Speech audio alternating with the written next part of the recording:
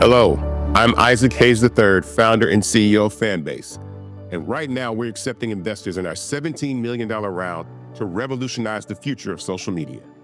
Today, for just $399, you can own 60 shares of stock in Fanbase at $665 a share.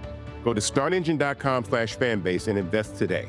While the big platforms have grown too massive and disconnected from their users, Fanbase is building a platform where creators and users truly come first.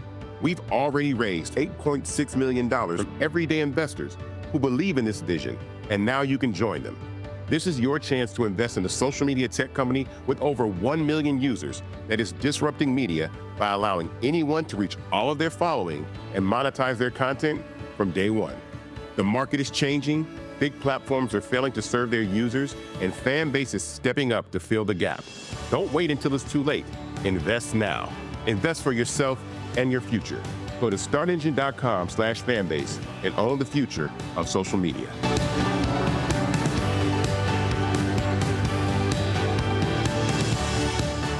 Folks, Black Star Network is here. Hold no punches! I'm real revolutionary right now. Support this man, Black Media. He makes sure that our stories are told. Thank you for being the voice of Black America, Roland. Hey, Black, I love y'all. All momentum we have now, we have to keep this going. The video looks phenomenal. See, this difference between Black Star Network and Black-owned media and something like CNN. You can't be Black-owned media and be scared. It's time to be smart. Bring your eyeballs home. You dig?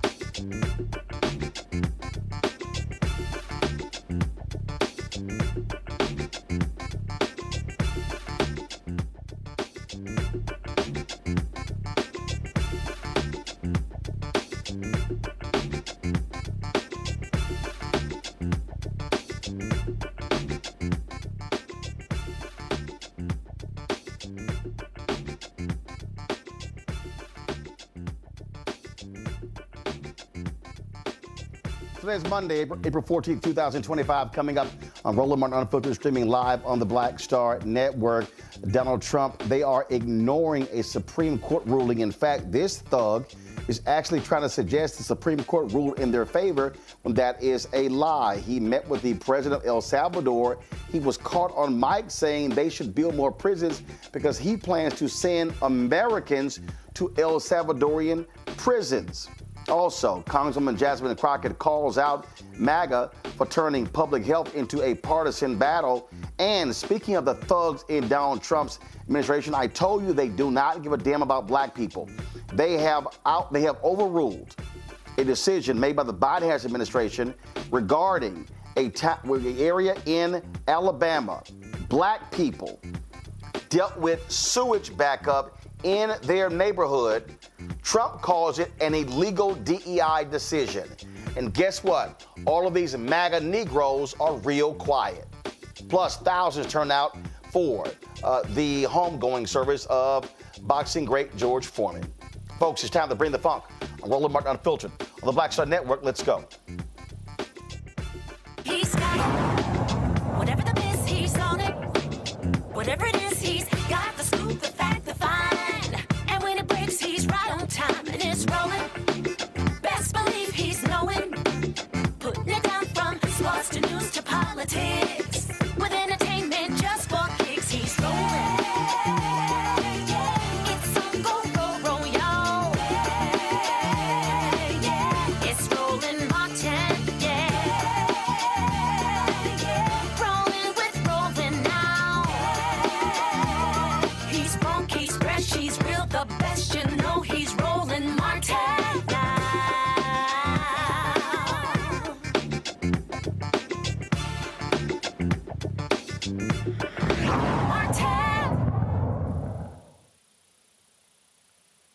Folks, I have told you on numerous occasions, Donald Trump and MAGA does not give a damn about black people.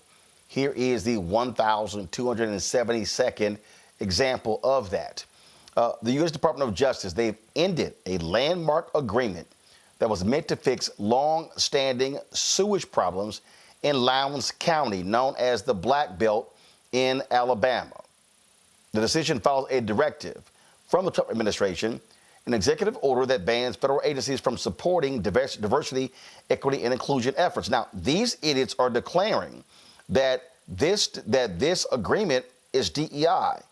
Now, folks, this takes place 30 miles from Montgomery, the state capital of Alabama, the heart of the Black Belt, where more than 5,000 homes in the county, or 60%, have failing or inefficient sewer systems.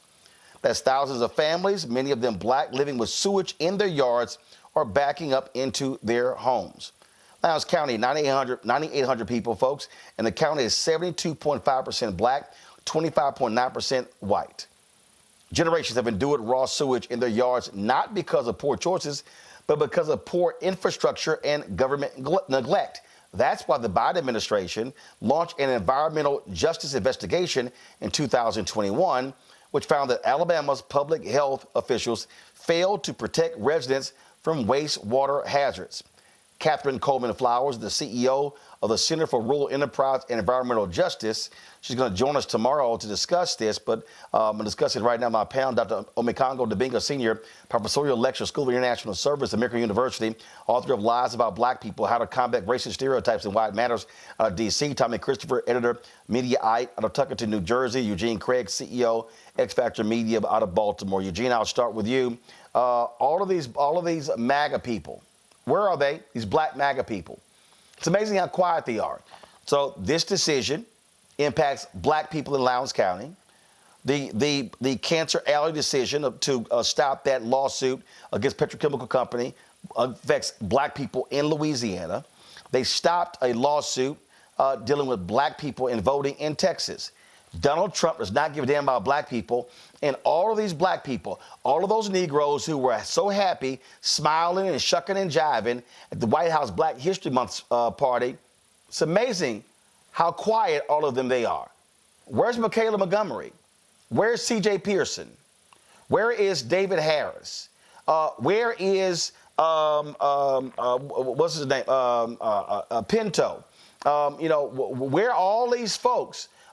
Where's that little girl from FAMU who's running around? It's amazing how quiet they are when these things are impacting black people and you don't hear peep.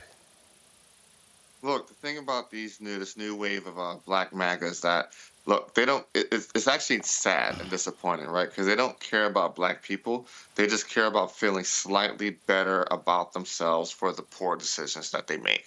So, yeah, all they do care about is doing things like, showing up to the White House for a quote-unquote Black History Month event right after the White House, assaults Black history.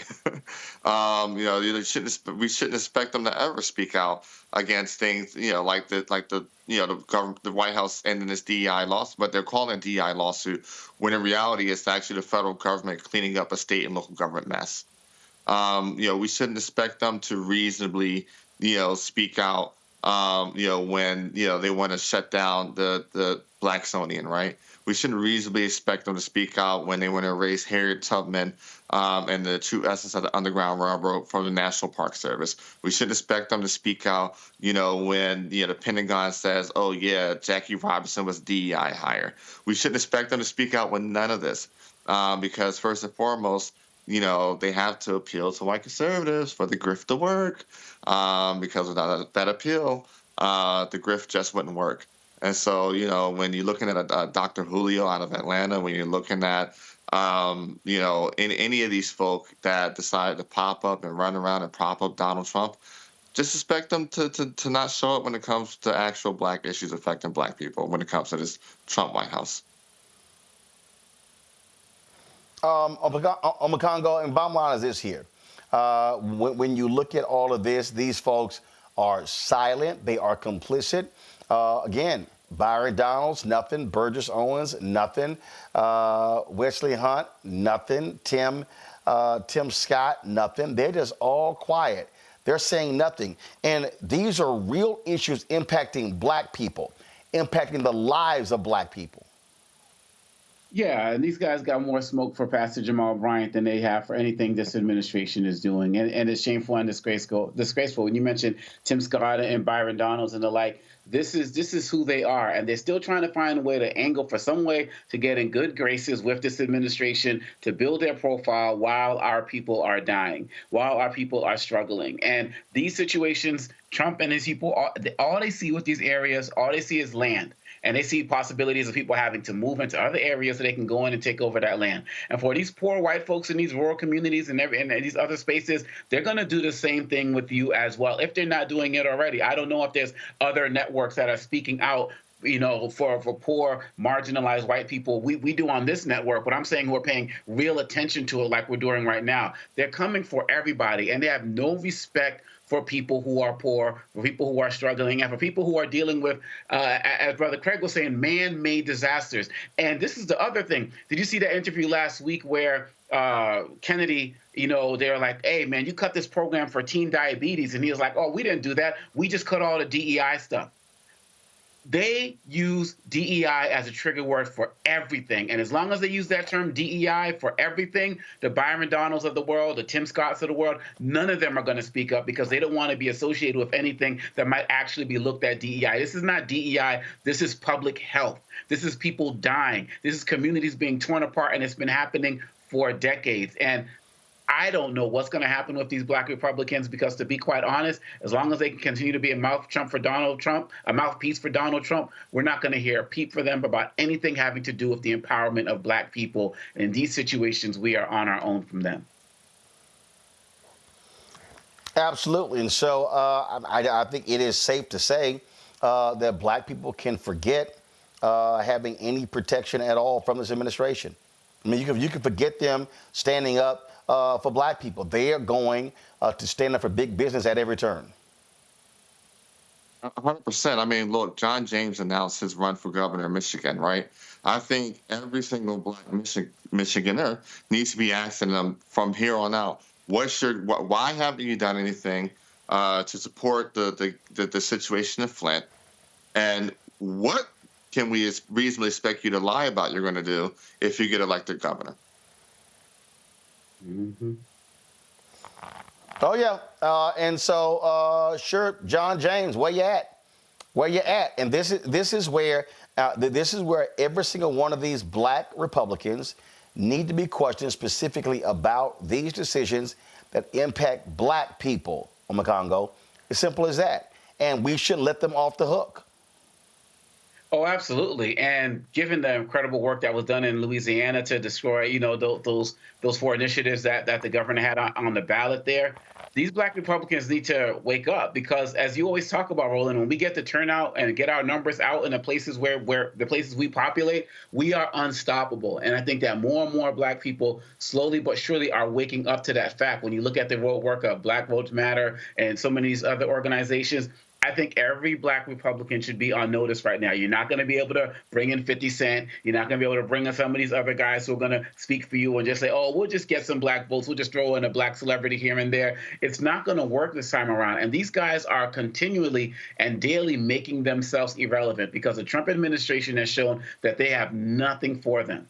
I'm not even convinced Byron Donalds will even get that Trump endorsement when he runs for governor in Florida. But where are these guys going to go? They're going to think they can always come back, kind of Candace Owens-like, try to rehabilitate themselves, go on a couple of podcasts here and there, maybe get an interview on some of these. There's always room with Stephen A. Smith and some of these other guys who does not speak for black people in the Democratic Party, but they will see that as a way to kind of move themselves up. But we have to be unforgiving in how we challenge the people who have abandoned us. They cannot be able to be allowed back in, especially after this administration continues to reject them. And again, going back to that Louisiana example, we are showing that when we flex our muscle, we are unstoppable. And all of those black Republicans out there need to be on notice with that. All right, folks, hold tight 1 second. When we come back, we'll talk about the thug Trump aligning himself and telling the El Salvadorian president, I'm going to send Americans to your prison, so build lots more. Folks, you're watching Roland Martin Unfiltered right here on the Black Star Network. the next Get Wealthy with me, Deborah Owens, America's Wealth Coach, I'm sure you've heard that saying that the only thing guaranteed is death and taxes. The truth is that the wealthy get wealthier by understanding tax strategy.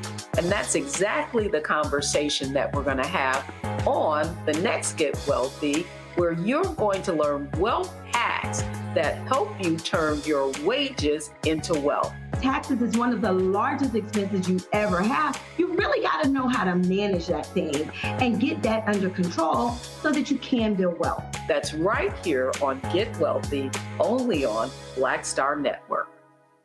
This week on The Other Side of Change. We're going to examine how foreign policy impacts domestic policy and how domestic policy impacts foreign policy.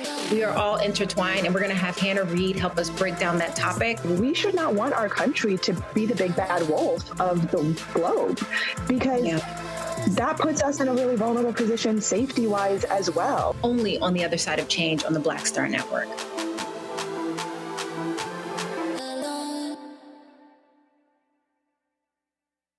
I'm Russell L. Honoré, Lieutenant General, United States Army, retired, and you're watching Roland Martin Unfiltered.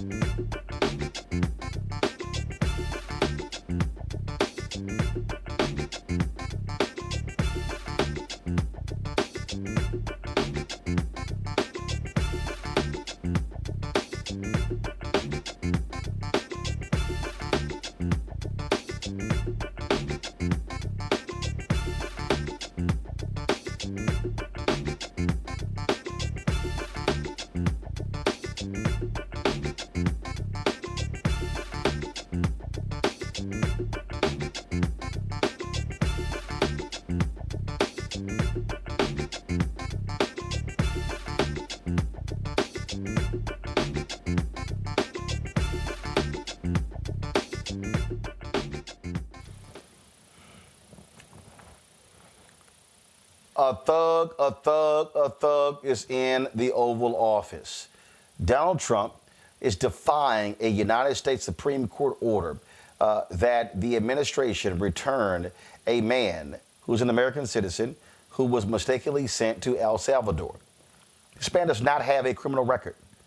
But as far as Trump's concerned, you know what? They don't care. In fact, in the Oval Office today, while the president of El Salvador was there, While the media was asking questions, Trump actually lied and claimed that the U.S. Supreme Court ruled 9-0 in his favor as opposed to against him.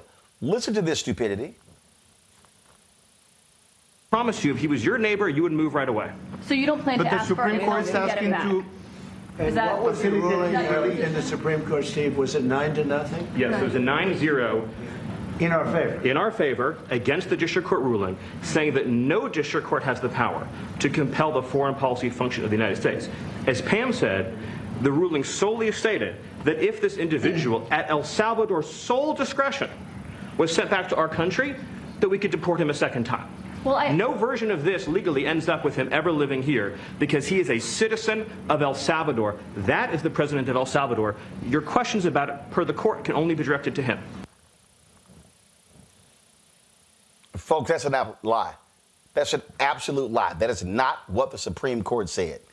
And in that meeting, the president of El Salvador said that he would not return Kilmar Garcia, claiming that he's a terrorist. There's nothing that states that this man is a terrorist. He's never been charged as a member of MS-13. Nothing. He made it up. But then again, I guess his mentor is Donald Trump. The two of them were talking and not realizing the live stream was still going. But Trump said, hey, you're going to need to build more prisons because I'm going to send American citizens to your prisons. Demanded the people wanted to change their governments, and they wanted. He demanded they love you. Is Tommy there? No, I'm not for supporter. I want him to do, homegrown criminals next. Yeah. I said homegrowns are next. The homegrowns built. You got to build about 5 more places. Yeah, that's fair. All right. It's not big enough. No, yeah, come on. So this is a much different office than you're in. So, on the Congo, Donald Trump says, I am going to send American prisoners to the prisons in El Salvador. I'm sorry, you don't have the right to export American citizens to a foreign country. So glad you used the word export because you can't use deport because you can't deport an American citizen. This is what dictatorship looks like. And so many people who wanted to, you've seen Roland, how many, I think probably on like day 2 or even before the election, you were like, yeah, we already in a constitutional crisis. But all these other places were arguing for days. Well, if we get to this point, it's a crisis. If we get to this point, there's no more discussion for any of these guys anymore. When a president can outright just lie and then talk about getting rid of, ignoring the Constitution, calling this man a terrorist, and on top of that, he needs all of his staff there because he has no real basis understanding of what's of each individual case that's out there. So he'll go to Miller. What was the case? Pam Bondi. Oh, which one was that? And let them do all of the talking. You all need to understand, as Justice Sotomayor said it last week, what he wants to do is to be able to round everybody up who disagrees with him. So everybody who was out there talking about, we don't care about folks getting deported, or, y'all are having these find out moments and all of the other type of stuff. We are all in this together now if you were not clear. 9-0 ruling under the Supreme Court, and he decided to ignore them wholeheartedly. Welcome to the dictatorship. And a dictatorship doesn't have to be everybody's under rule. It's just that the people that they want to be ruled over are the ones being ruled over. And so if y'all are not going to get this now, if you're not going to challenge this now, what are you going to do? People are talking about arresting. What are you waiting for? Because really, at the end of the day, nobody is safe.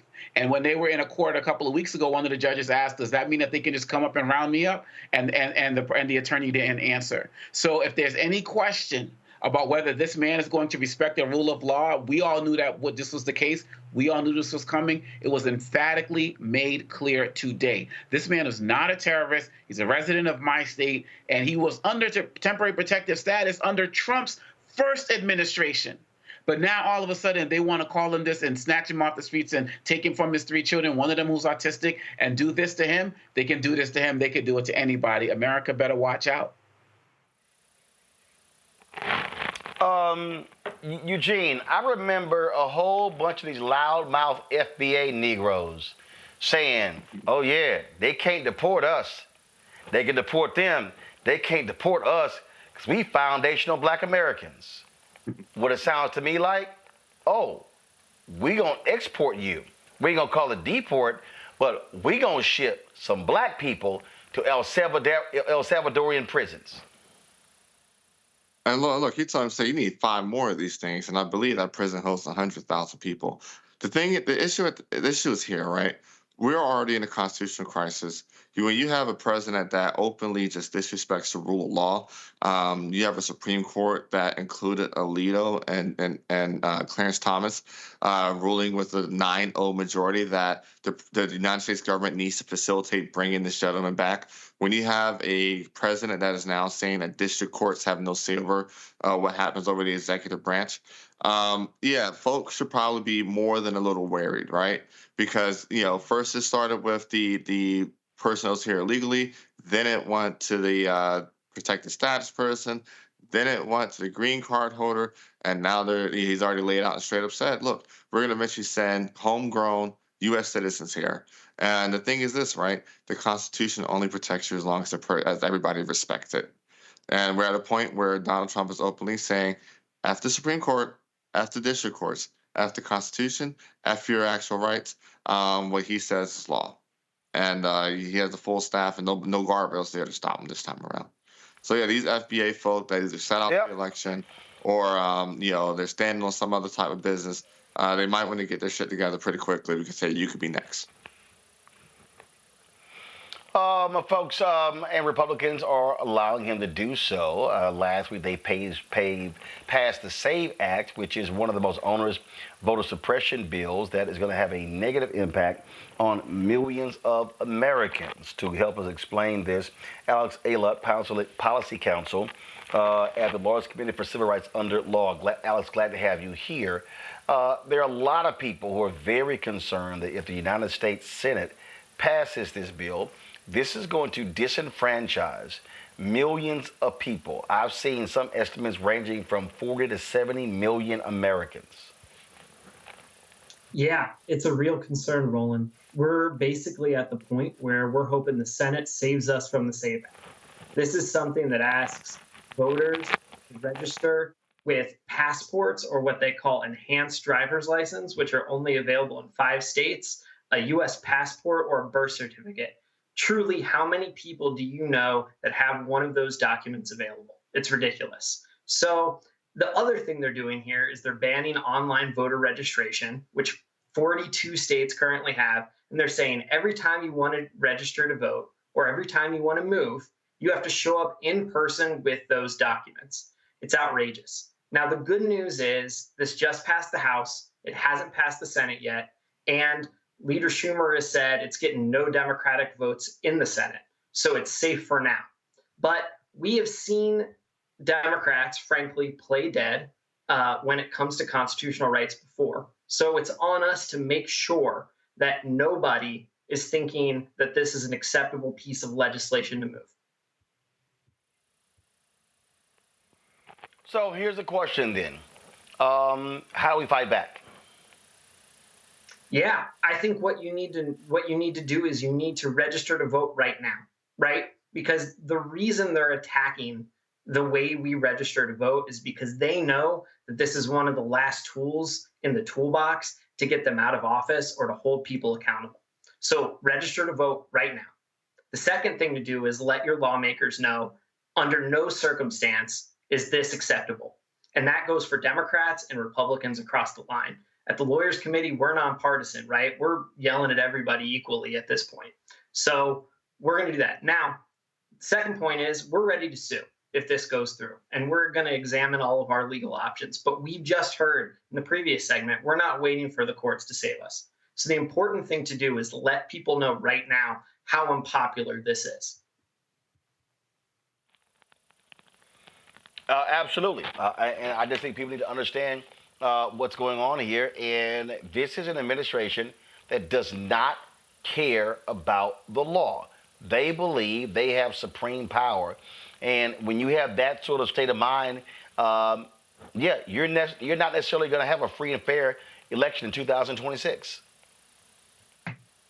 Absolutely. And you know what? They already tried to do this. They tried to pass an EO that has a lot of the same elements of the SAVE Act. So they're trying to take two bites of the apples here. They've got an executive order saying, oh, only voters when they register can only have these certain type of documents. And then they've got this bill over here trying to do the same thing. They know the executive order is unconstitutional, and they likely know that the SAVE Act has no chance of passage through the Senate. But they're taking every single opportunity they can to undermine the rule of law and attack voting rights. And that's why it's important that people stay in this fight and register to vote.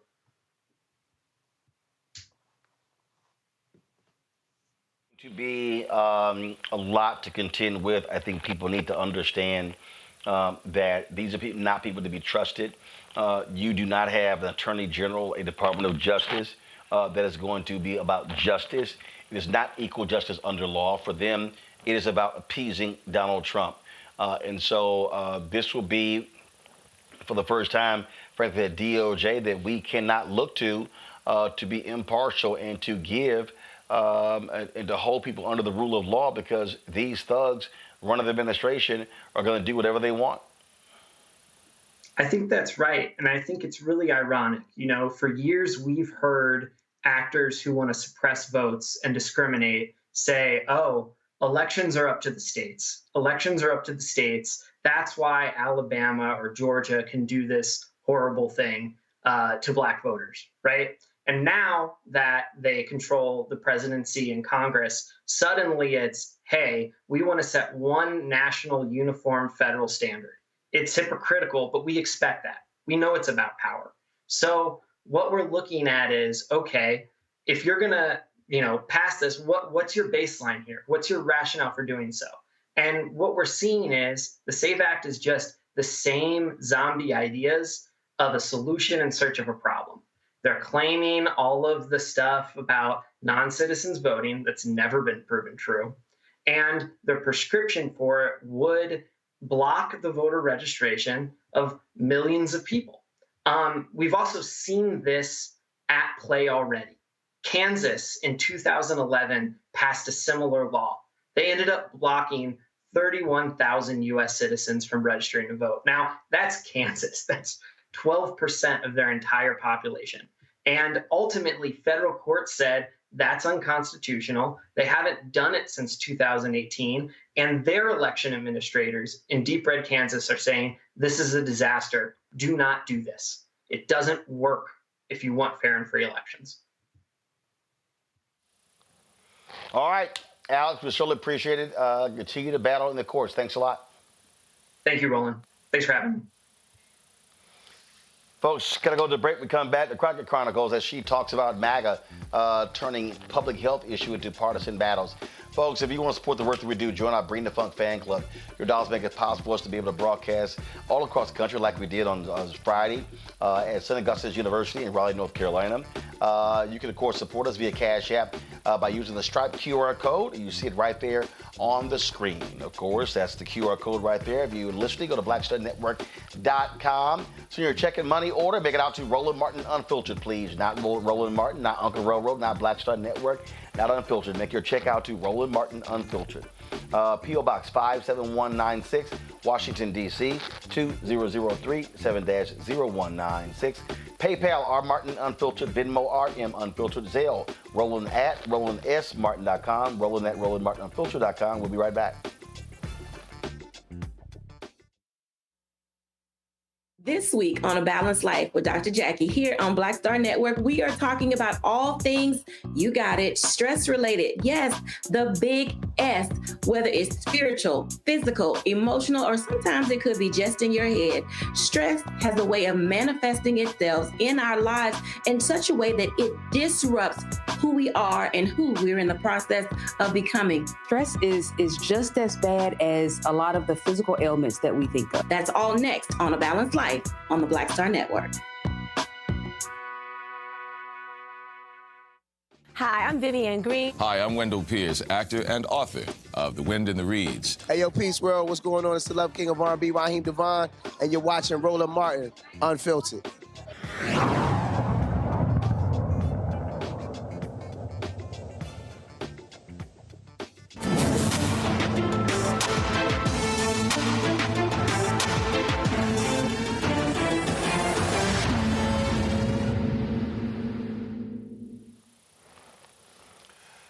Congresswoman Jasmine Crockett did not hold back when she went off on Republicans, turning a public health issue into a partisan issue. Check it out.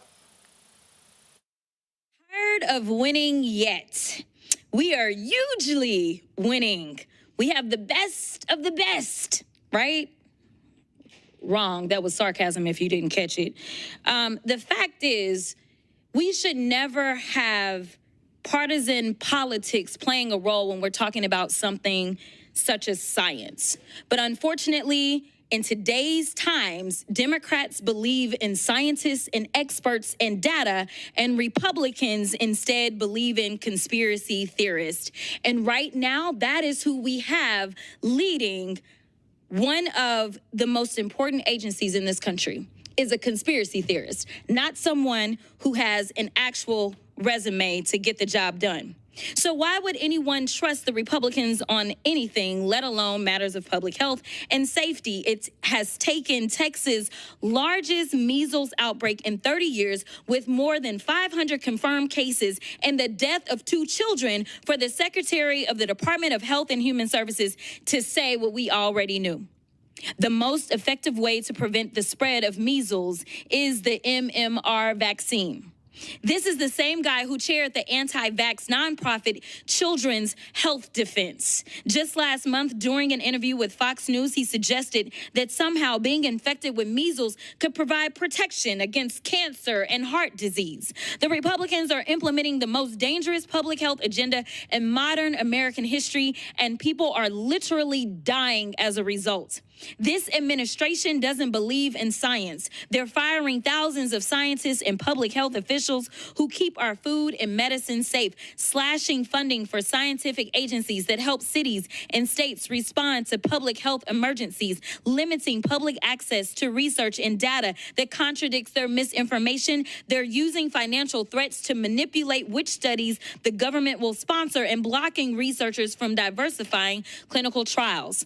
This reckless and chaotic approach will make it more difficult for the FDA to achieve its mission of protecting the public health of Americans. But there are 2 issues that I want to address before my time expires. Staffing at FDA has long been a challenge. The Government Accountability Office has identified several challenges at FDA as high-risk issues. One of the bigger issues the GAO has identified is FDA's extensive workload. Last Congress, the Senate held a hearing on the sale of unauthorized and illegal vaping products and e-cigarettes. During the hearing, Dr. Brian King, director of FDA's Center for Tobacco Products, testified that the volume of pre-market tobacco product applications is overwhelming. So FDA is instead prioritizing its enforcement responsibilities when it comes to e-cigarettes products. But just last week, Trump not only fired the director of FDA's Tobacco Center, he closed 2 entire offices responsible for drafting new tobacco regulations and setting policies. Dr. Kessler, in its 2025 high-risk report, GAO stated that, quote, stable senior FDA and center leadership remains of vital importance to the agency. How will this vacuum of leadership impact the public health and safety of Americans? It will put Americans at risk. But you, Congresswoman, you raised a very, very important point. I'm the only pediatrician on this panel today, right? And your constituents, please, the most important thing is what you said. If you want to prevent measles, please have your children vaccinated against that very dangerous disease. Thank you so much for that, Doc. And I only got 56 seconds, and I don't know if I'm going to go through my last question because you just, I'm looking at Greg to see if he's going to make me do it. Listen, I'm going to go off instead. Sorry. I appreciate the fact that you are an expert in this, and here's the reality. The Republicans, and definitely MAGA, loves to troll me in so many ways. And the reality is that I trust and believe experts. I don't believe that I know everything. I believe that I was elected by my constituents to make sure that I could keep them safe in all ways, making sure that they are not going to be victimized if they have, say, family members that are serving abroad because of Signalgate, because of that incompetence, making sure that they have access to vaccines if they need it, making sure that they can actually provide for their family because we have real economists that are the gentlelady's time is whether expired. or not we are Gentlelady's engaging time. in a tariff war. Gentlelady's. I mean, Eugene, the reality is we are dealing with idiots. We are dealing with people who want to penalize others. And these people are about retribution. There's no doubt in my mind, and we're seeing it. We had 19 attorneys general state that their states have not gotten FEMA money that has already been authorized. It's the bottom line. They want, and so when it comes to public health, they don't mind killing people. RFK, when he was asked about massive cuts in his department, he had no idea. He didn't know who the hell he made the cuts. And so these people, and I'm telling you, we're on our own. We're going to have to depend upon state health departments and county health departments and the city. We cannot depend on the federal government because we have incompetent thugs who are in control. Look, it's funny because the party that prides itself on being pro-life is now essentially pro-death. And I agree with you. At this point, we do have to rely on states. We do have to rely on cities.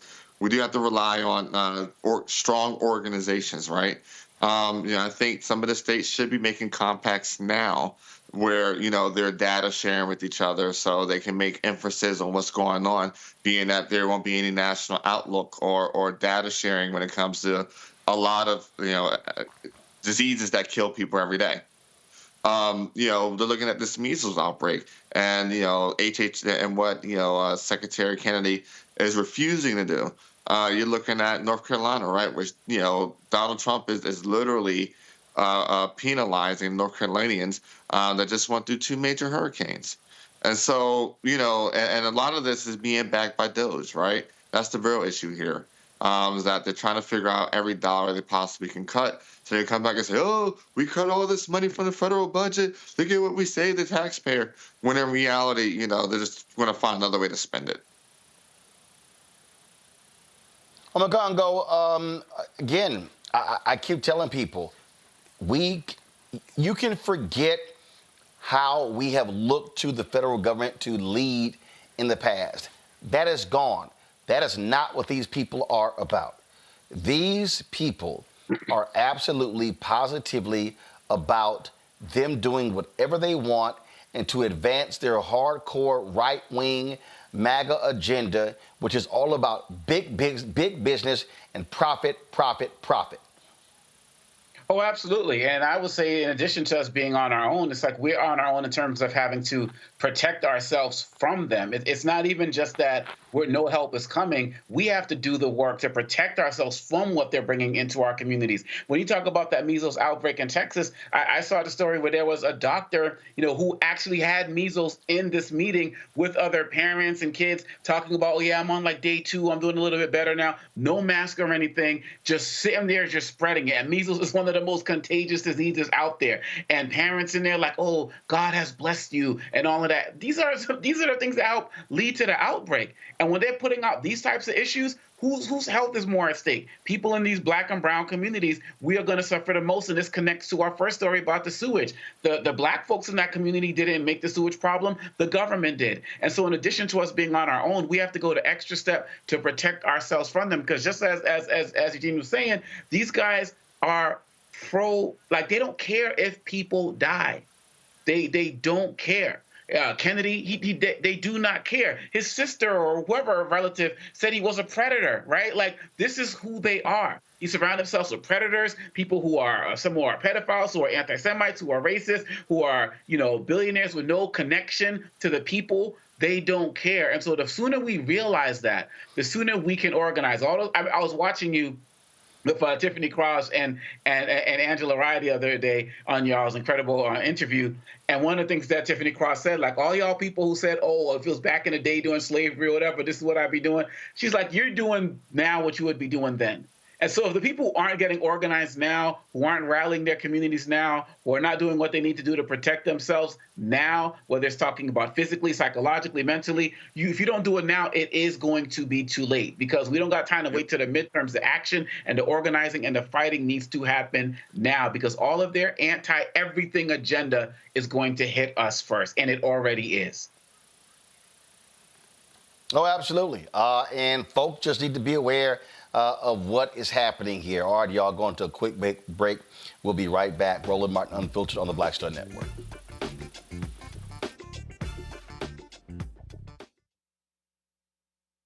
On the next Get Wealthy with me, Deborah Owens, America's Wealth Coach, I'm sure you've heard that saying that the only thing guaranteed is death and taxes. The truth is that the wealthy get wealthier by understanding tax strategy. And that's exactly the conversation that we're going to have on the next Get Wealthy, where you're going to learn wealth hacks that help you turn your wages into wealth. Taxes is one of the largest expenses you ever have. You really got to know how to manage that thing and get that under control so that you can build wealth. That's right here on Get Wealthy, only on Black Star Network. Hey, this is Motown recording artist Kim. You are watching Roland Martin Unfiltered. That boy, he always unfiltered, though. I ain't never known him to be filtered. Is there another way to experience Roland Martin than to be unfiltered? Of course he's unfiltered. Would you expect anything less? Watch what happens next.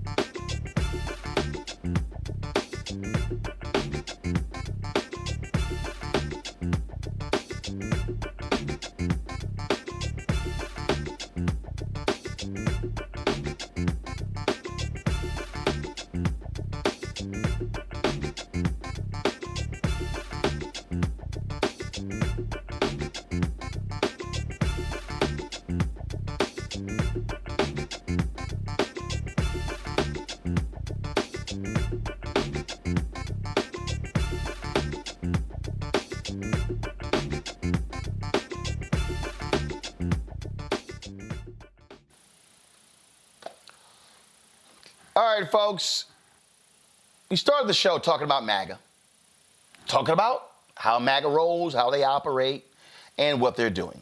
And so guess what? A black museum is getting screwed by Donald Trump. That's right. Boston, the Museum of African American History, oldest in New England, says their future is now in question because the federal government pulled a $500,000 three-year grant from the Institute of Museum and Library Services. The money was meant to support staffing, school field trips, and educational programming. But get this, the museum's leadership was notified that the grant was being terminated effective immediately. Why? According to the letter, the museum no longer aligns with the priorities of the White House under the Trump administration. Of course, this comes weeks after Donald Trump targeted the Smithsonian. Here's the whole deal here. And I'm going to say this again, and we said it when it comes to Lowndes County, when it comes to all these other different places. These people don't give a damn about black people. Donald Trump is a white nationalist. Stephen Miller is a white nationalist. MAGA's agenda is white people, white conservatives. They do not care. Now, we tried to warn folk. We tried to tell folk why voting must matter, that this is going to be an all-out assault on black people. But no, some people didn't believe us. Some people were like, oh, you're shielding for the Democrats. Oh, you're just saying these things. You're trying to scare us to come out. Well, they're going after all this black stuff.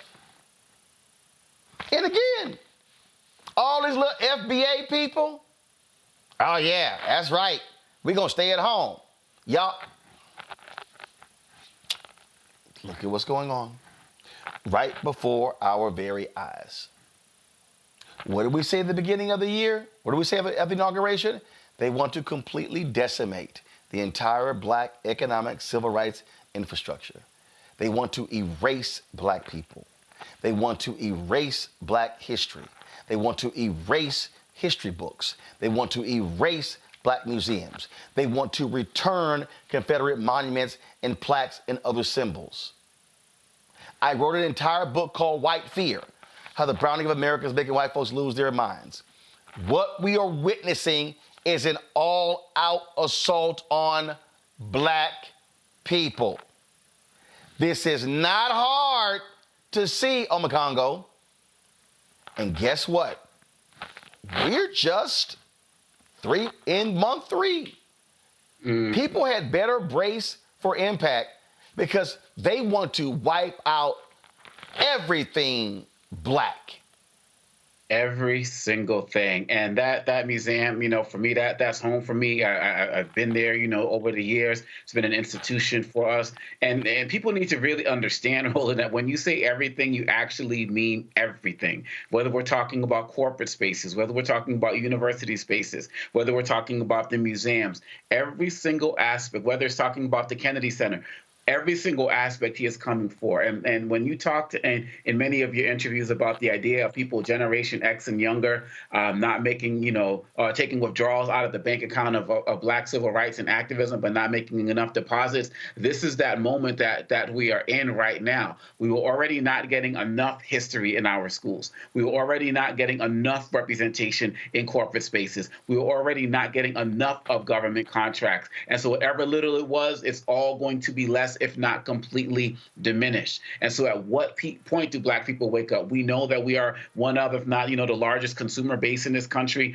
What conversations are we talking about as it relates to reevaluating our dollars and the money that we could be possibly needing to send and fundraise for some of these organizations and churches and associations that are being taken out? This is on us to do. That's why the word is on us, because onus literally means on us. And so when will people get the wake-up call? As I said earlier, not time to rest, because before you know it, something that you value, they're coming for it next. And they may have already come for it, and then you're going to go and try to get those funds or get that information or get that research or get that internship, and it's going to be gone. And lastly, we have to remember, like you talked about in your book, White Fear, they're not even just doing this out of disdain for us. They're doing it out of fear of what young white people will learn about our history, and they will be inspired to get out there and never want to repeat the mistakes of the past, and they're going to want to unite with us, just like we saw during the Black Lives Matter movement, and they are terrified of that. Oh, I'm just telling you right now, Eugene, these folk better brace for impact. They want to destroy everything black. Listen, folk better brace for impact in a major way. They said they were going to do away with DEI and then declared everything DEI so you could justify doing away with it. I was sitting back here thinking, like, literally less than a month ago, it was, jokey, haha, yeah, we would never send, export, people, really just black and brown people to a prison in El Salvador. And what did we see today? Hey, you need to go buy, build 5 more of them. We're about to send a lot of people your way. Whether it's, the head of Black History Museum at the Smithsonian, whether it's the Joint Chiefs of Staff, whether it's, insert black person here, Black America is under attack by this Trump administration, and people better get more prepared than they are now, because if you think the last 3 months have been crazy, you got another 21 months to go at least before you got opportunity to put a hard stop and brakes to this thing. Yeah. And again, if people want to just sort of just keep playing games and keep acting like this is no big deal, we're going to see more and more stories like this repeatedly. All right, folks, today in Houston, George Foreman was laid to rest. A huge turnout at the Wortham Center to recognize the Houston native, of course, two-time heavyweight boxing champion of the world, who later went on to be a major pitch man of products in the country. Here is one of the tributes at today's funeral. Good morning. First, I'd like to thank Joan and the family for allowing me to say a few words about George.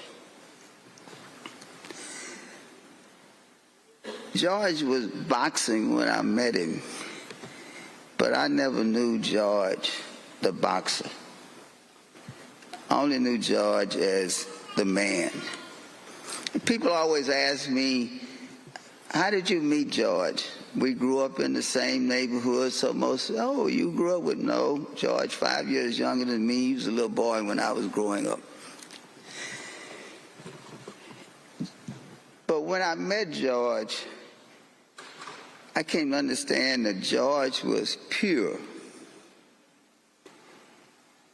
A lot of people, and even he says when he was young, he was a bad boy. But I realized George was never a bad boy. When he was young, he was a good boy who did bad things. He says he was converted. He was never converted. George was always good. He just learned who he really was. He learned his foundation. How did I meet George? George started giving me money when I was dean of law school. Didn't know him, never met him, get checks in the mail. When I became president, George gave me a large contribution to the university. I called Nancy, the person that I'd been communicating with all these years, and I said, Nancy, I have to meet George. I have to talk to George. I have to personally thank him for all the contributions he's made to Texas Southern University. And she said, the only way George will meet you if you come to church. If you come to church, he will talk to you afterwards. At that time, Nancy didn't know that I made a contract with myself at 19 years old. I walked out of the church. So for the rest of my life, I had to explain to people, I didn't leave God. I left the church because I couldn't deal with all the hypocrisy in the church. But I went to George's sermon, went to church, heard him preach. We talked afterwards. I really liked what he said, and so I went back the next Sunday. Another very, very moving sermon for me. So that Wednesday, my secretary buzzed me. She said, George Foreman is here to see you. I said, George Foreman? She said, yes. So George came in, and I said, George, you know, I'm not always in my office. I have meetings. I'm out of town. I said, in order to make sure that I'm here, it might be a good idea if you make an appointment.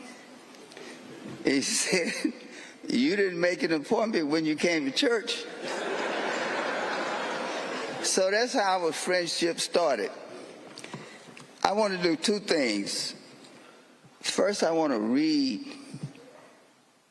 something, scripture from the Bible. I know it's not church, but this is what brought George and I together. Now, this encounter that Jesus had with the Pharisees is in Matthew, Luke, and John. All right? I always tell people, my name is James Matthew Douglas, so I like to count in Matthew.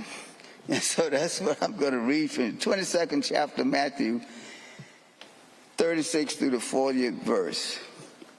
And one of the Pharisees said to Jesus, Master, which is the greatest commandment in the law?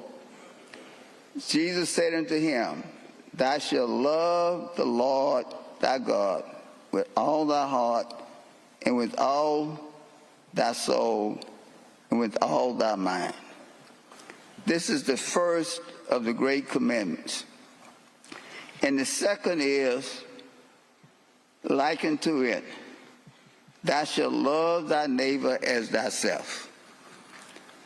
On these two commandments hang all the law and the prophets.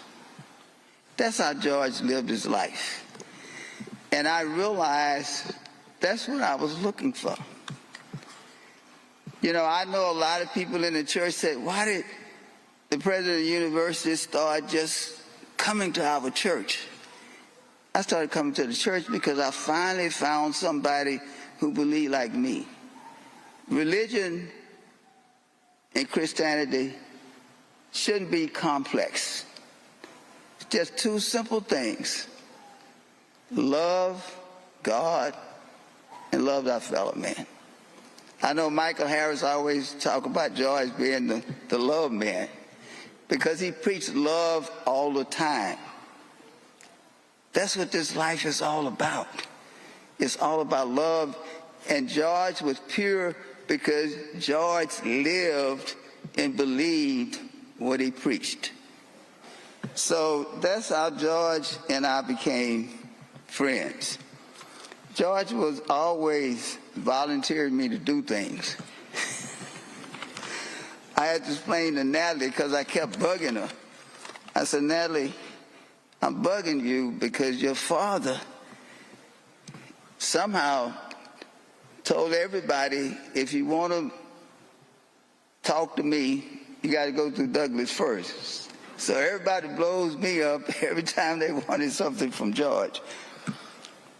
But those of you are old enough to remember, when AIDS was really big, when AIDS first started, it was really ravishing the African American community. But because AIDS was first identified as a gay disease, most African Americans stayed away from it. So George came to me and he said, look, he said, I want to do something for the NAACP. He said, I'm making a lot of money and I want to make sure I don't want to be like other athletes. I know that I'm making a lot of money because of people like Martin Luther King, the NAACP, and so I want to contribute something to the NAACP. So George ended up contributing $200,000. And at the meeting, he asked me to read this, and I'm going to read you what he asked me to read. It's very short, but it shows what George was all about. And it says, my brothers and sisters in the struggle, with the ushering in of a new millennium and century, and so this is 2000.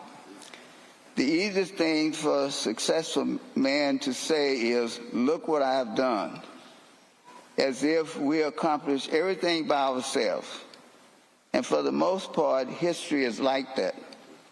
I too have accomplished a lot, but with the help of God, my fellow man, and most importantly, with the aid of the NAACP.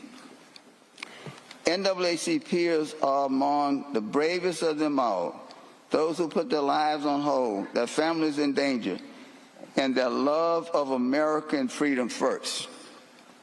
So that I and so many other younger black Americans can say, look what I have done. To the NAACP, I say, thank you. That was George. That was George. George gave money to a lot of different organizations. You wouldn't believe it. But the thing that brought me to George was his love for God and his love for everybody else on the face of this earth. He's a wonderful man.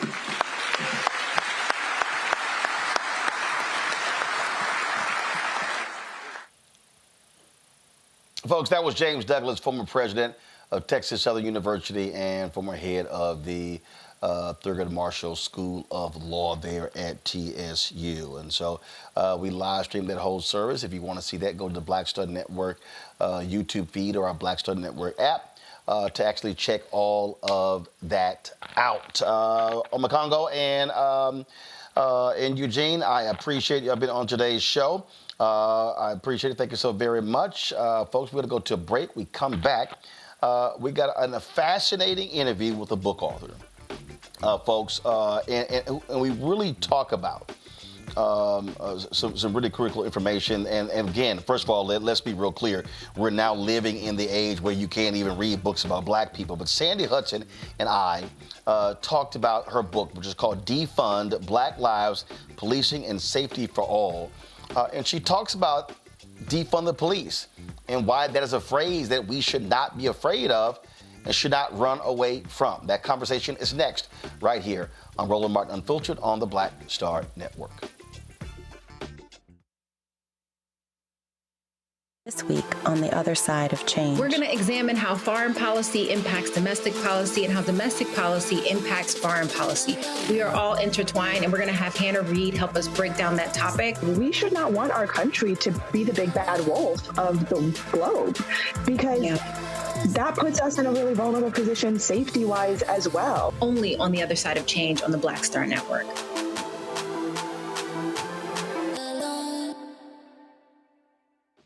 Hey, I'm Antonique Smith. Hey, I'm Arnez James. Hi, this is Cheryl Lee Ralph, and you are watching Roland Martin, Unfiltered. I mean, could it be any other way? Really? It's Roland Martin.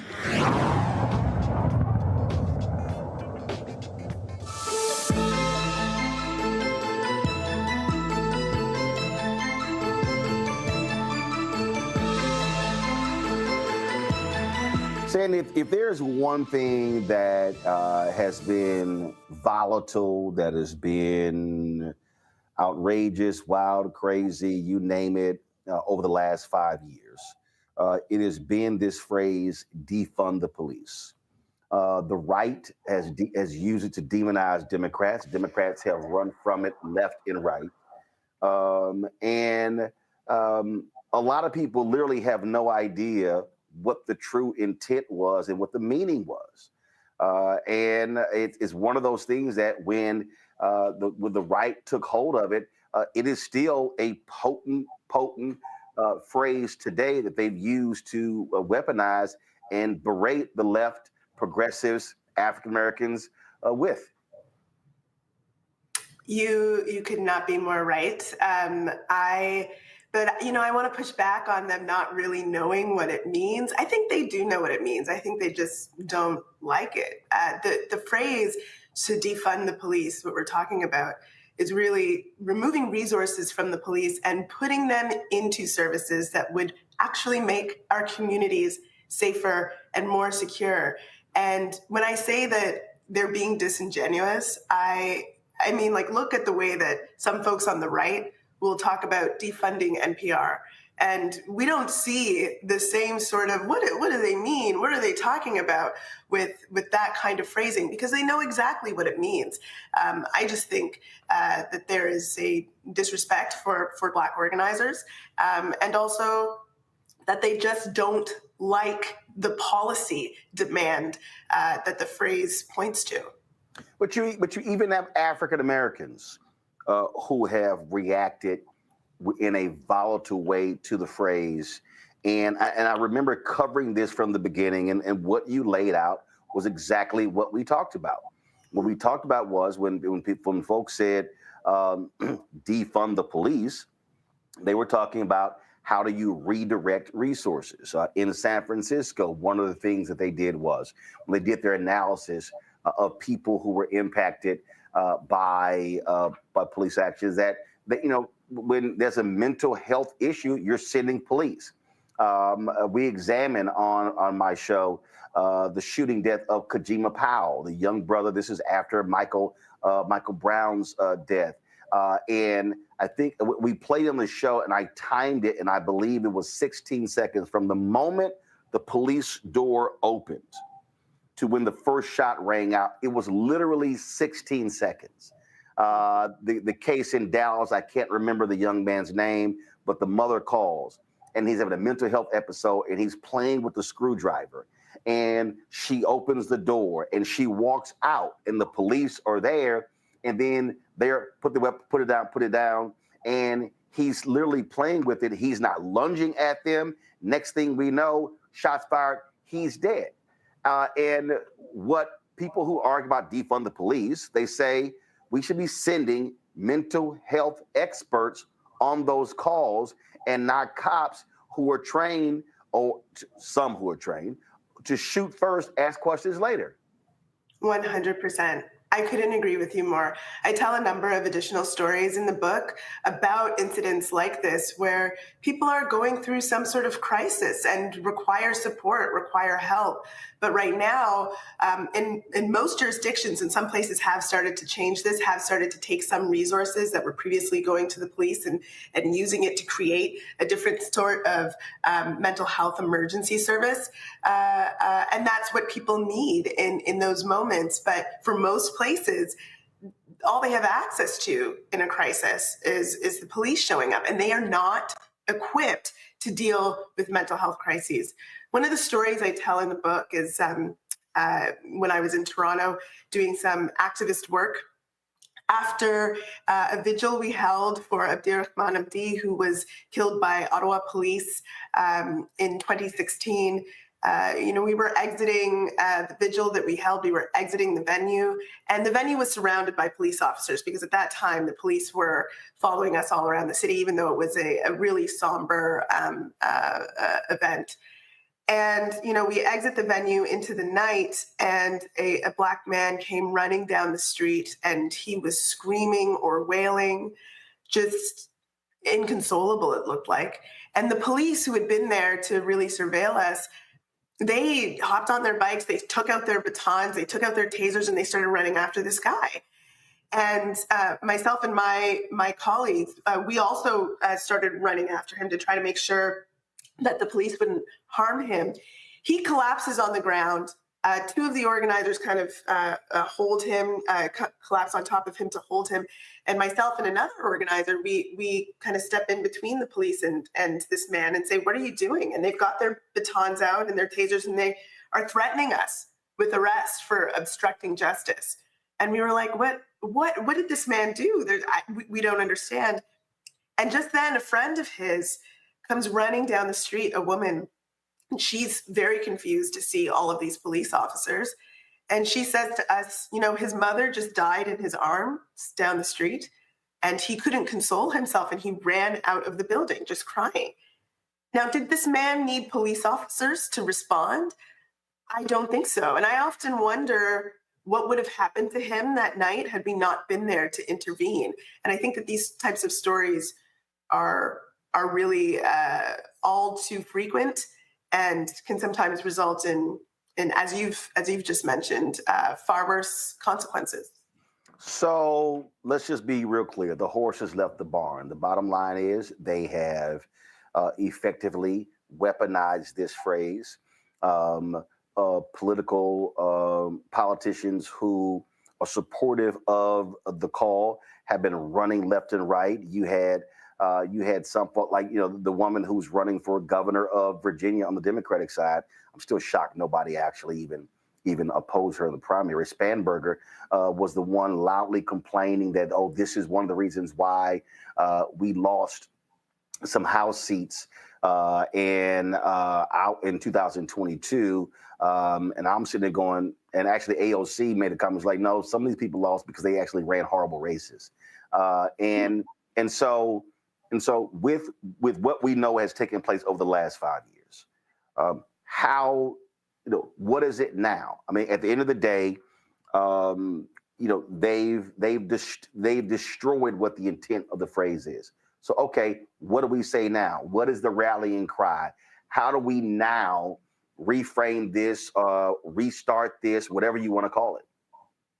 Honestly, I think what we are in right now is a backlash period, right? And we see these backlash periods happen after monumentally successful moments in Black movement organizing. And that's what we're in right now. And I think that the most important thing that we can do is make sure that we are well educated on what we are talking about and what we need for our communities, and that we continue to speak truth to power. And that's why I thought it was really important to put out this book and unapologetically call it Defund, because what we are calling for is actually, it just makes sense. It is logical. If we have tons and tons of resources going to policing, and that leaves our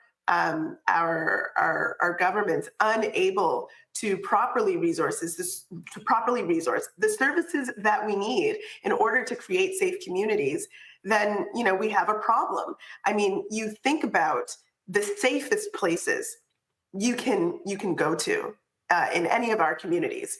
Are they teeming with cops? No, they're not. And by and large, police officers, they're wielding violence and they're making our communities less safe. And so I think we need to be clear-eyed when we say, this is a massive problem that is most urgent for our community. And we need to be unapologetic about saying it does not make sense to give more money to the police. We need to take those resources away from the police and put it into services that will actually help keep us safe. Where are you from? I'm from Toronto, Canada, and I am based in Los Angeles, California. The reason I asked that because, again, you say starting early schools. You said I attended public schools in Toronto during the 1990s and early 2000s. That's so right. I didn't want to assume that you were born there or born here, but went there for other reasons. Mm-hmm. But you said I never had cops in my schools. There was the odd fight between kids, but by and large, my elementary and junior high schools felt very safe, perhaps exceptionally so. The reality is, and I think anytime there's any conversation, I'm all about, how do you look backwards? There's a phrase in television, we call it back timing, that when you do a television show, you don't build the show at 0 to 60, you actually build it 60 to 0, back timing. And to me, when we talk about this very issue, we have to back time. We have to literally say, okay, you have to literally go back. How did police start in this country? And they started slave patrols. Mm-hmm. And the reality is America is a violent country. Mm-hmm. America was created through violence. Mm-hmm. It was created through war. Mm-hmm. The idea of how do you grow America? Violence. And the reaction in this country, the reaction to anything, crime goes up, more cops, more cops, more cops. When the reality is, police actually don't prevent crime. That's right.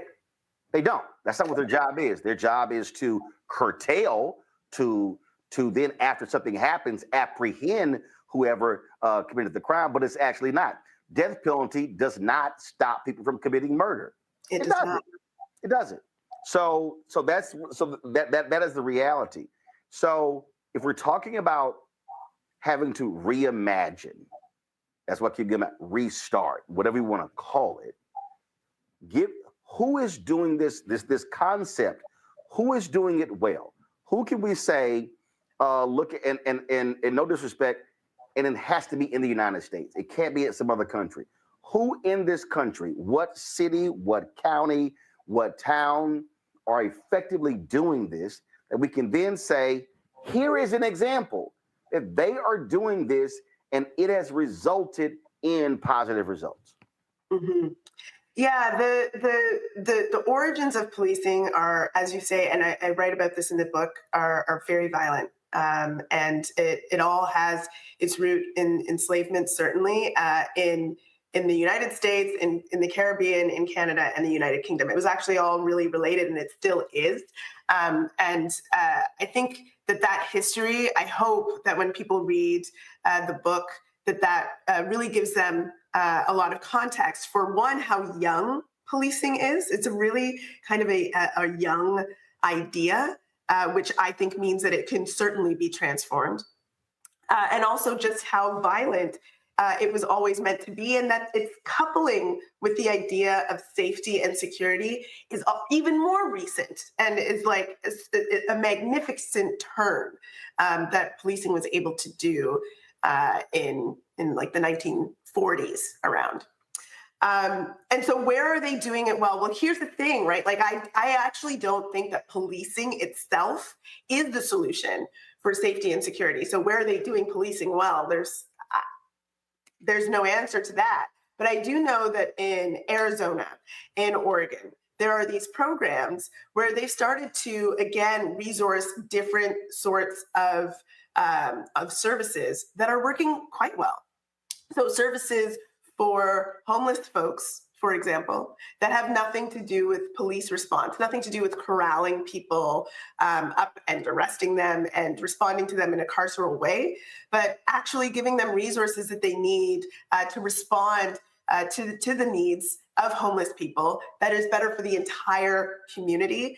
And also there are a number of resources for people who might have addiction problems that can lead to issues with criminality or with homelessness and so on, treating that like a public health issue and responding to folks' needs from a public health perspective, seeing it as a health issue rather than as a criminal issue, also is much safer for everybody in the community rather than forcing people to engage in underground economies that can become really unsafe. And so I think, just like you've said, we need to focus on prevention of violence, prevention of harms in our communities, rather than these kind of gotcha moments that really don't do anything, have nothing to do with crime rates.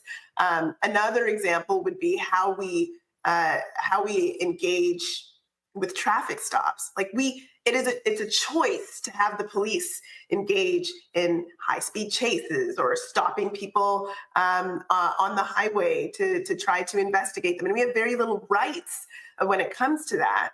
But there are safer ways to make sure that we are safe on the roads, whether it's the way that we do infrastructure or having civilian responses to issues with how vehicles organize themselves on the streets in residential communities. All of these things have been tried in multiple places all over the United States with success, and outside the United States as well. And so, these are proven strategies, and I name a number of others in the book as well that can be implemented, but they require resourcing. And if we are serious about trying to prevent crime, rather than, always just throwing more money at the police, whether crime is going up or down, the solution always seems to be to throw more money at the police. If we're serious about preventing harm, preventing violence, that's what we'll do.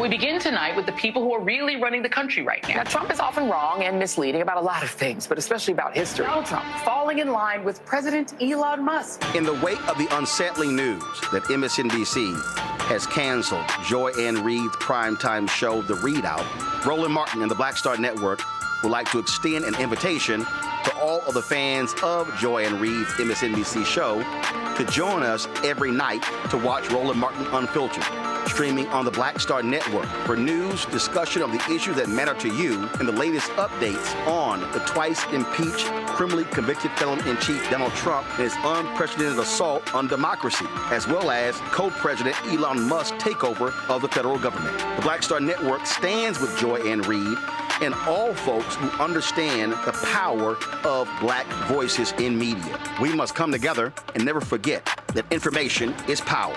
Be sure to watch Roland Martin Unfiltered weeknights, 6 p.m. Eastern at youtube.com/Roland S. Martin or download the Black Star Network app.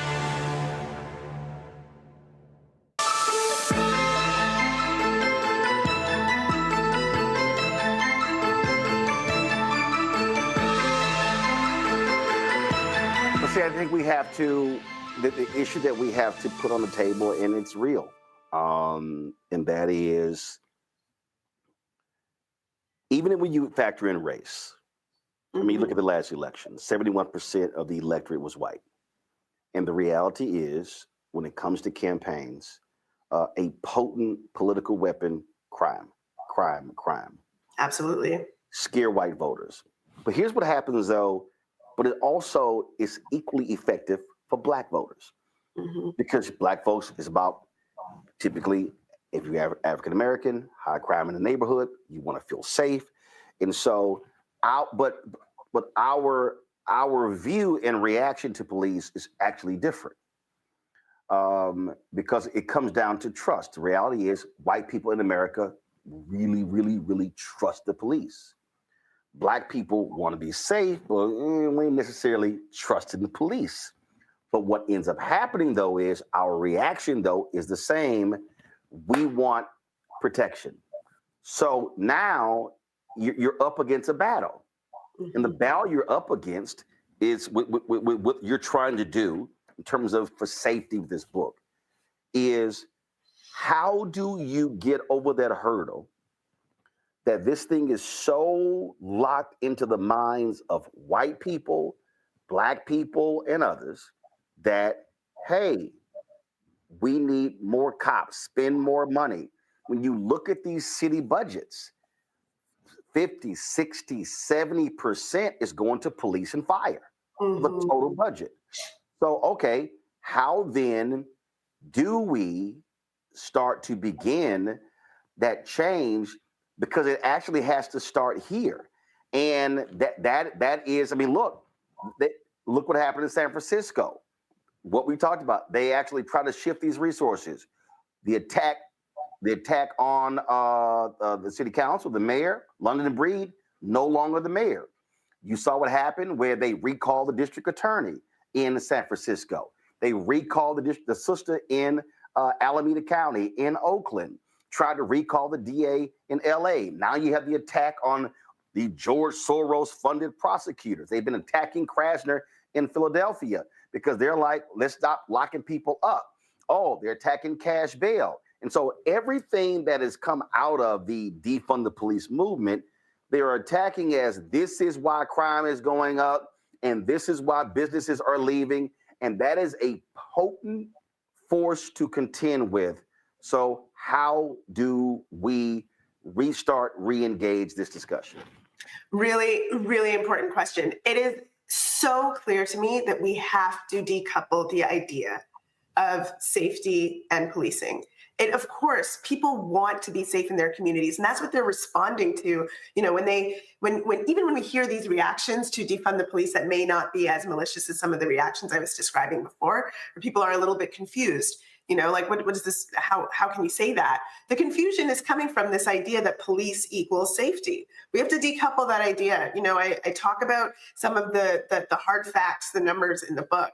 You know, how often are police solving these cases? Or, I mean, we don't even really have those numbers. How often are police laying a charge in a case of like a robbery or an arson or a fire?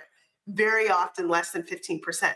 What sort of service is able to fail so consistently like that and continue to get funding? You know, it's outrageous. And so we really have to see policing as a service that we have tried to use to respond to safety that isn't working. But I do think, you know, as you say, it's such a powerful tool for politicians. You know, if they are able to say, we'll be tough on crime, which every politician does every single election cycle, but nobody seems to be able to solve the issue of safety, right? No one seems to be able to say, well, I've done that. I've been successful on that front. I mean, it benefits them to be able to say every year, I'm going to be tough on crime. I'm going to be tough on crime. It's so easy to say something like that and to be able to say it again and again and again. And these specific issues that you've pointed to, where we're seeing, again, this backlash period, all of these programs that have been started and even trying to be pulled away. The program that I mentioned in Oregon is one of them. It is just miraculous to me that policing has had about 150 years to fail consistently in providing safety to our communities over and over and over again. We end up in these cycles of dealing with police corruption or violence. I mean, the earliest police report that I read talking about how they needed to fix issues with policing was from the late 1700s. And I mean, this cycle of issues continues unabated. It's had over a century to fail again and again. And we try something new for, how long does it take to set up a service? It takes some time to set it up. We try something new for the last 3-ish years in response to 2020, and people are already trying to tear them down. You need to give these things. First of all, not even already. I mean, look, I have been laying out to people what like this period that we're in. Well, first of all, George Floyd is murdered on May 25th, 2020. Mm-hmm. And I was literally saying, after that, with the protests, we saw the response from corporate America. We saw all these different things. And I did my best to try to frame this so people could understand. I was calling it, and I still call it, the third Reconstruction. Hmm. And the first Reconstruction obviously followed slavery. Mm-hmm. The second Reconstruction followed. Yeah, you had Brown versus Board of Education in '54, but it really was the lynching of Emmett Till, 1955. Mm-hmm. But I called the second Reconstruction, which went from 55 to 68. So I called this the third Reconstruction. And then what I said then was, I said the failures of the first Reconstruction and the second Reconstruction, they did not contend with the money issue. And I said the third one, I said, secondly, the other failures, that neither one lasted a minimum of 20 years. I argued that even though Du Bois' book put the Reconstruction period at 20, it really was 10, I call it 10 to 12 years. Because you go from 65 to the Great Compromise of 1877, which ushers in Jim Crow.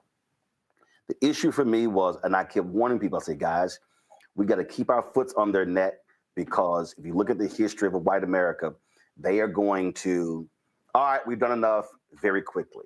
And it was happening in, of course, 2021, the implosion of Black Lives Matter, the attacks on Black Lives Matter. 2022, we saw with the election, it was all about critical race theory. Then 2023, it was woke.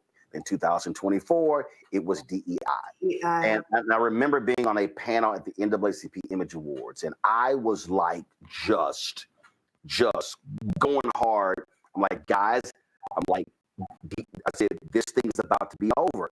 Yeah. And folks, they were so like, damn, bro, calm down. I was like, no, you don't understand. I'm telling you, this thing is happening before our very eyes. Yes. And if y'all keep playing around, I said, I'm telling y'all, and literally the chair of the NAACP was sitting not even 15 feet in front of me. And I said, I'm telling y'all, this thing is about to end. I said, these people, and folks were just sort of like, yeah, okay. And I'm like, and so I think what happened was too many of us got so comfortable with some of these donations. And look, BLM got 90 million. Urban League got more than 100 million. NAACP got more than 100 million as well. I said, but that was a drop in the bucket. I said, I'm telling you, the backlash is coming. And the reality is, here we are in the 5th year, 5 years after George Floyd was murdered. And it is mayhem, because this is now the reaction to the third Reconstruction. And white America saw young white people, Latinos, Asia, they saw, this was the first Black movement in American history where a majority of Americans agreed with. And white forces said, oh, hell no, we cannot have this. And I just think a lot of us, including a lot of activists, did not fully comprehend how vicious the backlash was going to be. I think you're right. I think that we were not prepared for the extent of this backlash. History, it was sitting right there. But history, I know. I think you're right. You know what? I knew there was going to be a backlash myself. And in part, that's why I started writing this book. So I was like, we're going to need to have some of this stuff written down before, they start to really attack it. But I think that this is like a redemption period as well. It seems like that period that followed Reconstruction, where they're really trying to not just destroy the movement that was created, but to destroy all of the institutions that supported that movement. Yes, I did a segment. This was after Trump's after that Klan Fest on January 20th, and I said they want to completely eradicate the entire Black civil rights, economic rights, social justice infrastructure. Yeah, that's they want to eradicate all of it because they saw what happened. All that work, I'll dare say, civil rights movement, then you go 70s, 80s, 90s, Jenna Six, Trayvon Martin, Eric Garner, Michael Brown, all of that. They said, oh, hell no. We got to kill all of this. Yeah, and they're starting right from education, right? They're going after institutions. They're going after the things that they think, started when folks were young. The mind. They're going after knowledge. They're going after. They don't want young white kids reading this. That's exactly right. And I think, it is important in this time, people are afraid, people are nervous, and I understand that there's a lot at stake. We see them potentially deporting citizens at this point, let alone folks who are migrants. And that's a huge, huge risk that people can be taking when they're speaking out. And that makes people feel isolated. And I think history also tells us that one of the best things that we can do in moments where we are feeling isolated is to connect with our community and to make sure that we are working together, because they're coming for us whether we respond or not. So we might as well speak truth to power. Yeah. And I'm so grateful for your show, because I really do think that you do that consistently.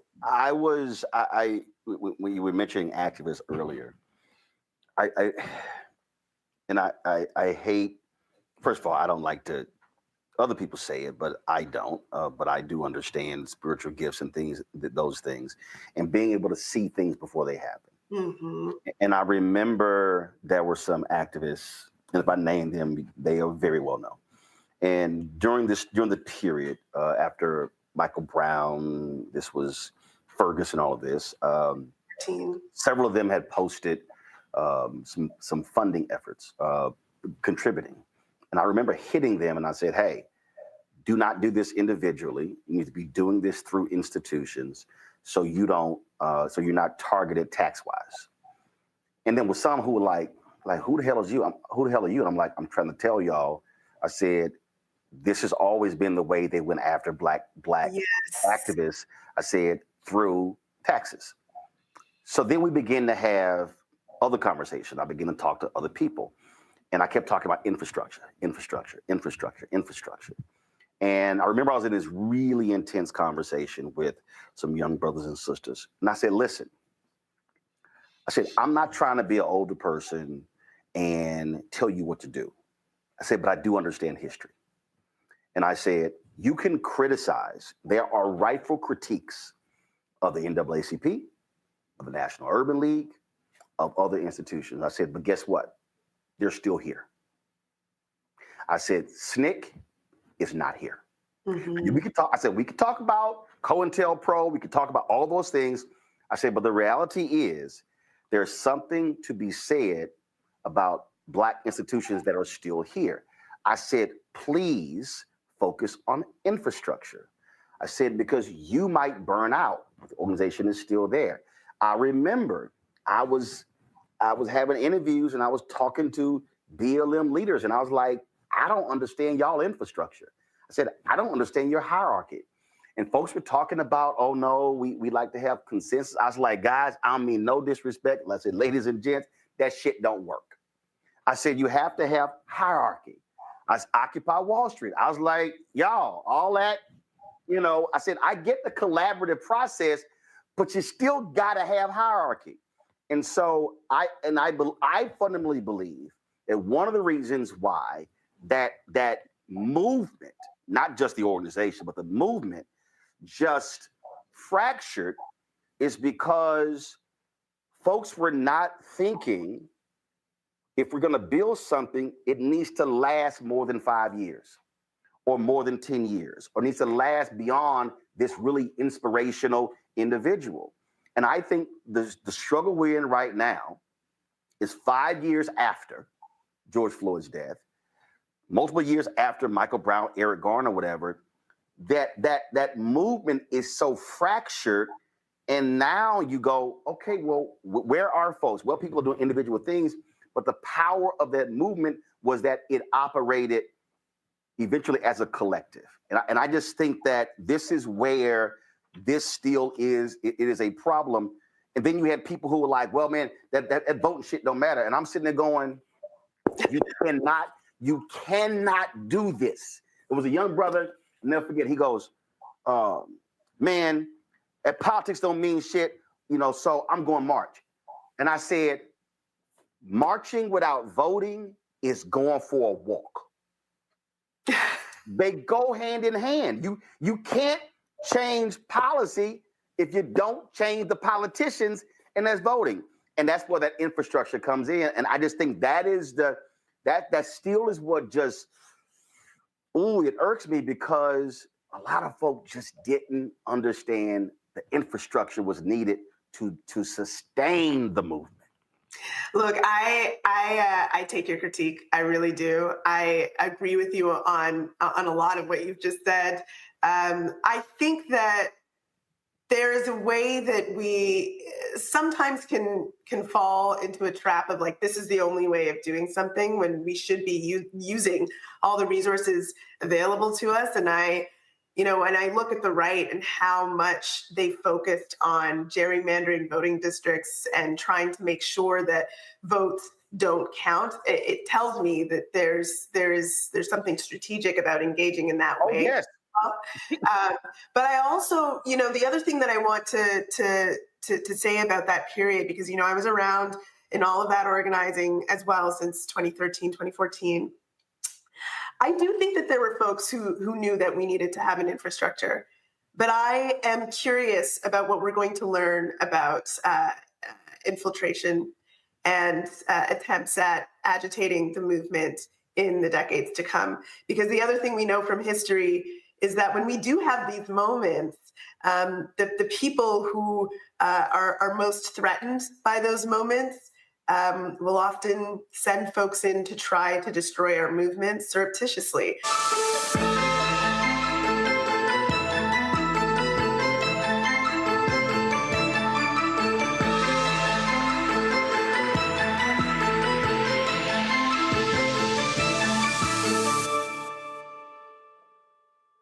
Hatred on the streets, a horrific scene, a white nationalist rally that descended into deadly violence. White people are losing their damn minds. As an angry pro-Trump mob storms the U.S. Capitol, we're about to see the rise of what I call white minority resistance. We have seen white folks in this country who simply cannot tolerate black folks voting. I think what we're seeing is the inevitable result of violent denial. This is part of American history. Every time that people of color have made progress, whether real or symbolic, there has been what Carol Anderson at Emory University calls white rage as a backlash. This is the rise of the Proud Boys and the Boogaloo Boys. America, there's going to be more of this. Here's all the Proud Boys, guys. This country is getting increasingly racist in its behaviors and its attitudes because of the fear of white people. The fear that they're taking our jobs, they're taking our resources, they're taking our women. This is white fear.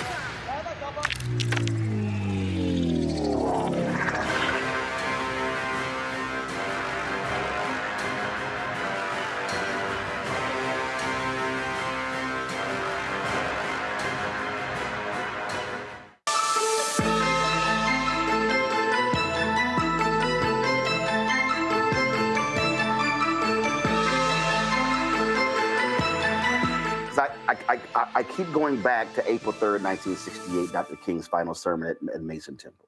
When he says in the sermon, Black people individually, we are poor, but collectively, we are wealthy. We represent one of the largest economies in the world. And he says we have to move as a collective. And then as a result of that, you take that concept and then say, okay, in order to have a movement, it can't be a singular person. It can't be a singular organization. It has to be a collective. And so when I look at, when we talk about still, how do we change policing? Everything was so, I remember having a conversation with somebody and they were talking about, it was sort of like an aha moment when for years it was mass incarceration, and everything was about going to DC. And then finally somebody was like, the person who changes it is the district attorney, not Congress, not the Supreme Court, not the president, not judges, not governors, state legislators. The person who is at the beginning stages of mass incarceration is the district attorney, and that person determines what kind of crimes you prosecute. And people then begin to realize, and then you begin to see these progressive DAs elected because folks are like, yo, that's it right there. And but that also again was collective. That was the organization and mobilization. And when you talk about again Black lives policing and safety for all, I just fundamentally believe that the only way this can be achieved is if folk begin to say we have to mobilize and organize our power, elect the people, even if they don't use the phrase defund the police. That's right. But their policies are how do we now shift resources, but that cannot be done if we keep our asses on the couch.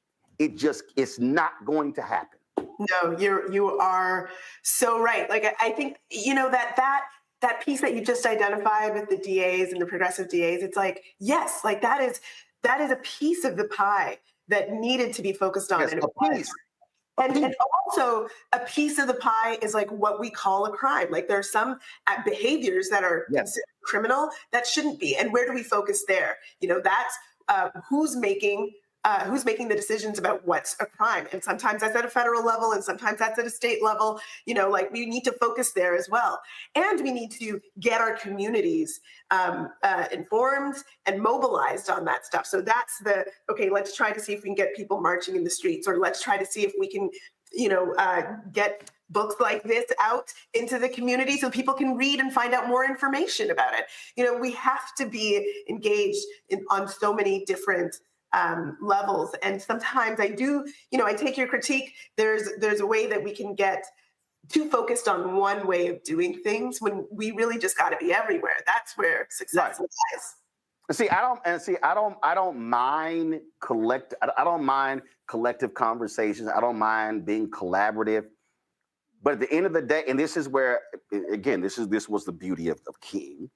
The thing was, you still have to have somebody who, one of the things that he would do is he would sit there and the NAACP would have their say, and the CORE would have their say, and SNCC would have their say, and the National Congress and Council of Negro Women had their say. And the beauty of him was listening to all different people, affirming all different people, and then say, this is how we got to go. And I think what happens is a lot of times we get stuck on the conversation piece, but it's still like, okay, when we about to go? And so I think that when I look at this, I still go back to, okay, how do we do it? Where do we start? How do we do it?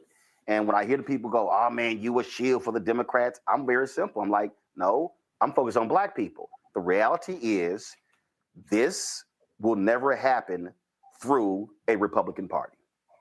Facts. It is not, I don't give a damn what anybody, you can sit here and talk. It's not going to happen.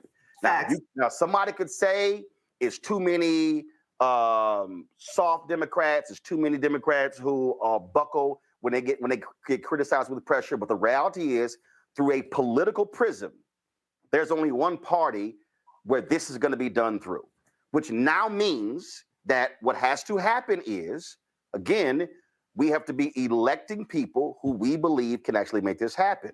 And I just think that from an activist standpoint, there were a lot of people who were boohooing voting and say it doesn't matter and we just have to organize our people. I'm like, yeah, but if you leave out the voting aspect, you can't change policy. I just don't understand how some people think it's going to happen without that happening.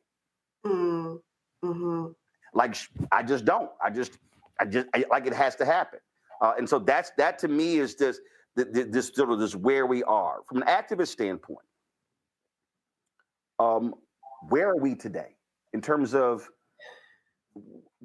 because you talk about people being scared. Where are we? Where is that energy? Where is it happening? I know things happen locally, but are you seeing folks say, you know, we've got to now rise back up? Are you seeing that actually happening? I mean, I look at this weekend, right? Like this last weekend that just passed by, where there were actions. All the indivisible. Yes, that's right. You know, so I think that people are terrified, and they're kind of on their back foot. But the actions are, I think, inevitable. Now, how organized those actions are going to be is up to us activists to make that happen. Now, I think when it comes to hold on, I don't want you to run past that. So what you just said was the indivisible marches on that Saturday. That's called mobilization. That's right.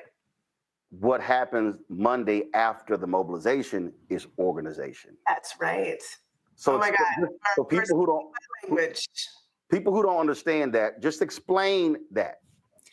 So, you know, when we get into the streets and we are making fervor righteously about an issue, that is mobilizing people, getting people out into the street and demonstrating that people are angry and people want to do something about it.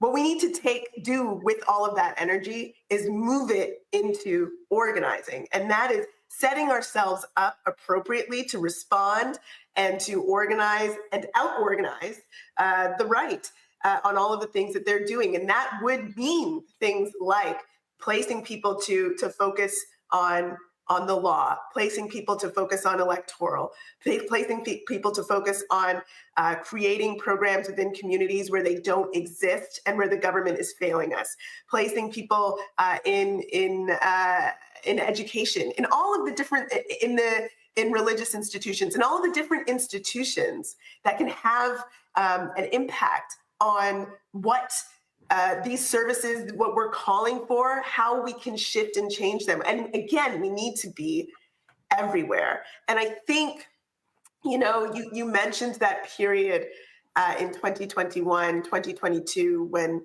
Black Lives Matter activists were really being focused on and targeted. I think that really terrified people. I do. I think that, you know, especially because there was very little support for the individuals who were being targeted in particular. You know, it's very hard.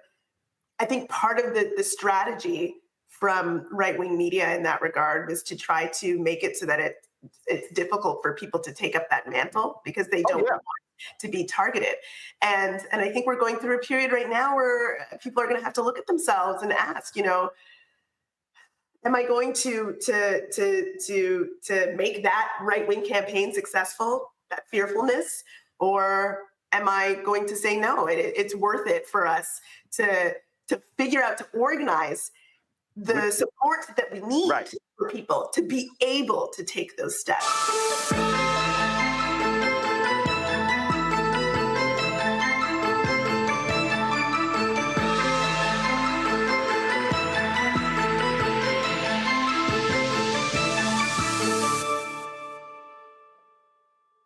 Hello, I'm Isaac Hayes III, founder and CEO of Fanbase. Listen to what I'm about to tell you. The window to invest in Fanbase is closing. We've raised over $10.6 million of our $17 million goal. That means there's room for less than 6,370 people to invest in Fanbase for the average amount. The minimum to invest in Fanbase right now is $399. That makes you an owner in Fanbase today. Go to startengine.com/fanbase to invest. Why? because current social apps have taken advantage of users for far too long, with content suppression, shadow banning, harmful racist content, and no real tools for monetization and equity. Fanbase has over 1.4 million users and counting, allowing anyone to reach all their following and monetize their content from day one. Social media is the new TV, and whoever owns the apps that distribute that content have the opportunity to own potential billion-dollar companies. While big platforms with uncertain futures are failing to serve their users, Fanbase is stepping up to fill the gap. Don't wait until it's too late. Invest now, invest for yourself and your future. Go to startengine.com/fanbase and own the next generation of social media.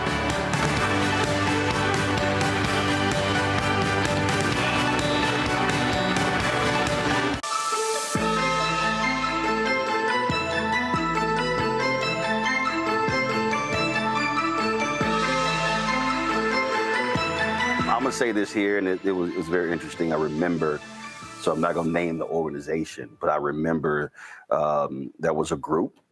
They released this plan, and they gave it to the New York Times first.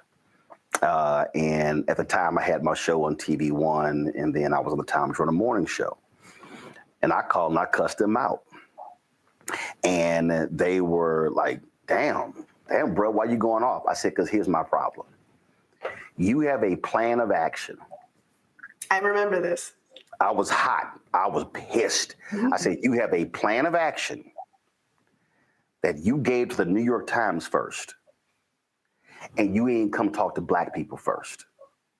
I said, don't give it to the New York Times, and then you don't then you don't come to us, and then when you don't get the reaction that you want, then you call us. I said, no, you need black people first. I said, bring that to us. The late George Curry he was highly critical of the National Urban League for a very long time, because whenever they would release their State of Black America report, they would give the embargoed copy to the Associated Press, and they wanted the Associated Press to run it. Then it goes all across the country. And George was like, why in the hell you're not giving it to the black newspapers?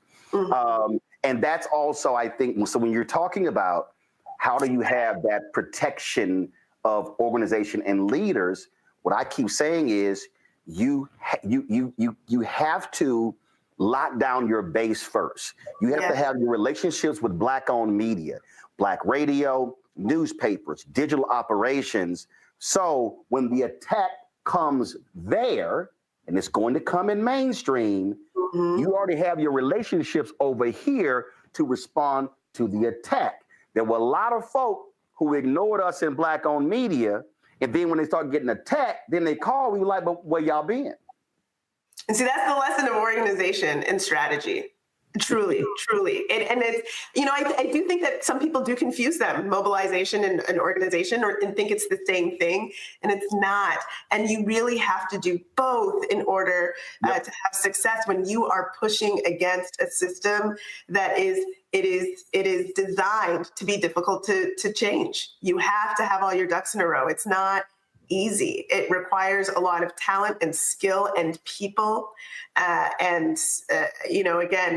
These critiques are well taken. Two questions left. Do you believe we were just talking about organizing and mobilizing. So in order to do this, do you believe that one of the problems with the new organizations that were created is that they were leader-driven organizations that had no membership? And what I mean by that is, I'm right now thinking of several that they are organizations, but they have 4 or 5 or 6 leaders, but there's no way to become a member, which means your generals don't have troops. So if you're a person who says, I want to get involved, where do I join? So you're in that space. If there's somebody who's watching and listening and they say, you know what? I love what Sandy has to say. I want to join one of these organizations. Who can you join? I think it depends. I think it depends on the type of organization and what. So give me a couple. Like who can somebody right now say, you know what, I can actually join the organization, not show up at an event, but join the organization. Just give me a couple so people know who I can hit up. Well, there's a lot of local organizations, and I don't want to speak for the different organizations that exist. But what I mean by it depends is, again, this thing that I was talking about before with respect to infiltration and agitation, right? So if you are doing something that may be on the more radical and direct action type of mobilization, which I think is really important, it might not be the best idea to have it open to membership at where anyone can join, because that can be manipulated. But if what you are doing is trying to shift, how a DA is acting in a particular jurisdiction, right, I think it makes sense to have members, because you need to pull in as many people as possible into that strategy. So again, it depends on the mandate, what the strategy is. Okay. And so often people think that there's only one way to do things, right? And I think it is just so critical for us to remember that our strategy has to fit the goal. Our strategy has to fit the mandate. And so too do our institutions and how we're designing them. So, absolutely, because I do believe micro, macro. So yes.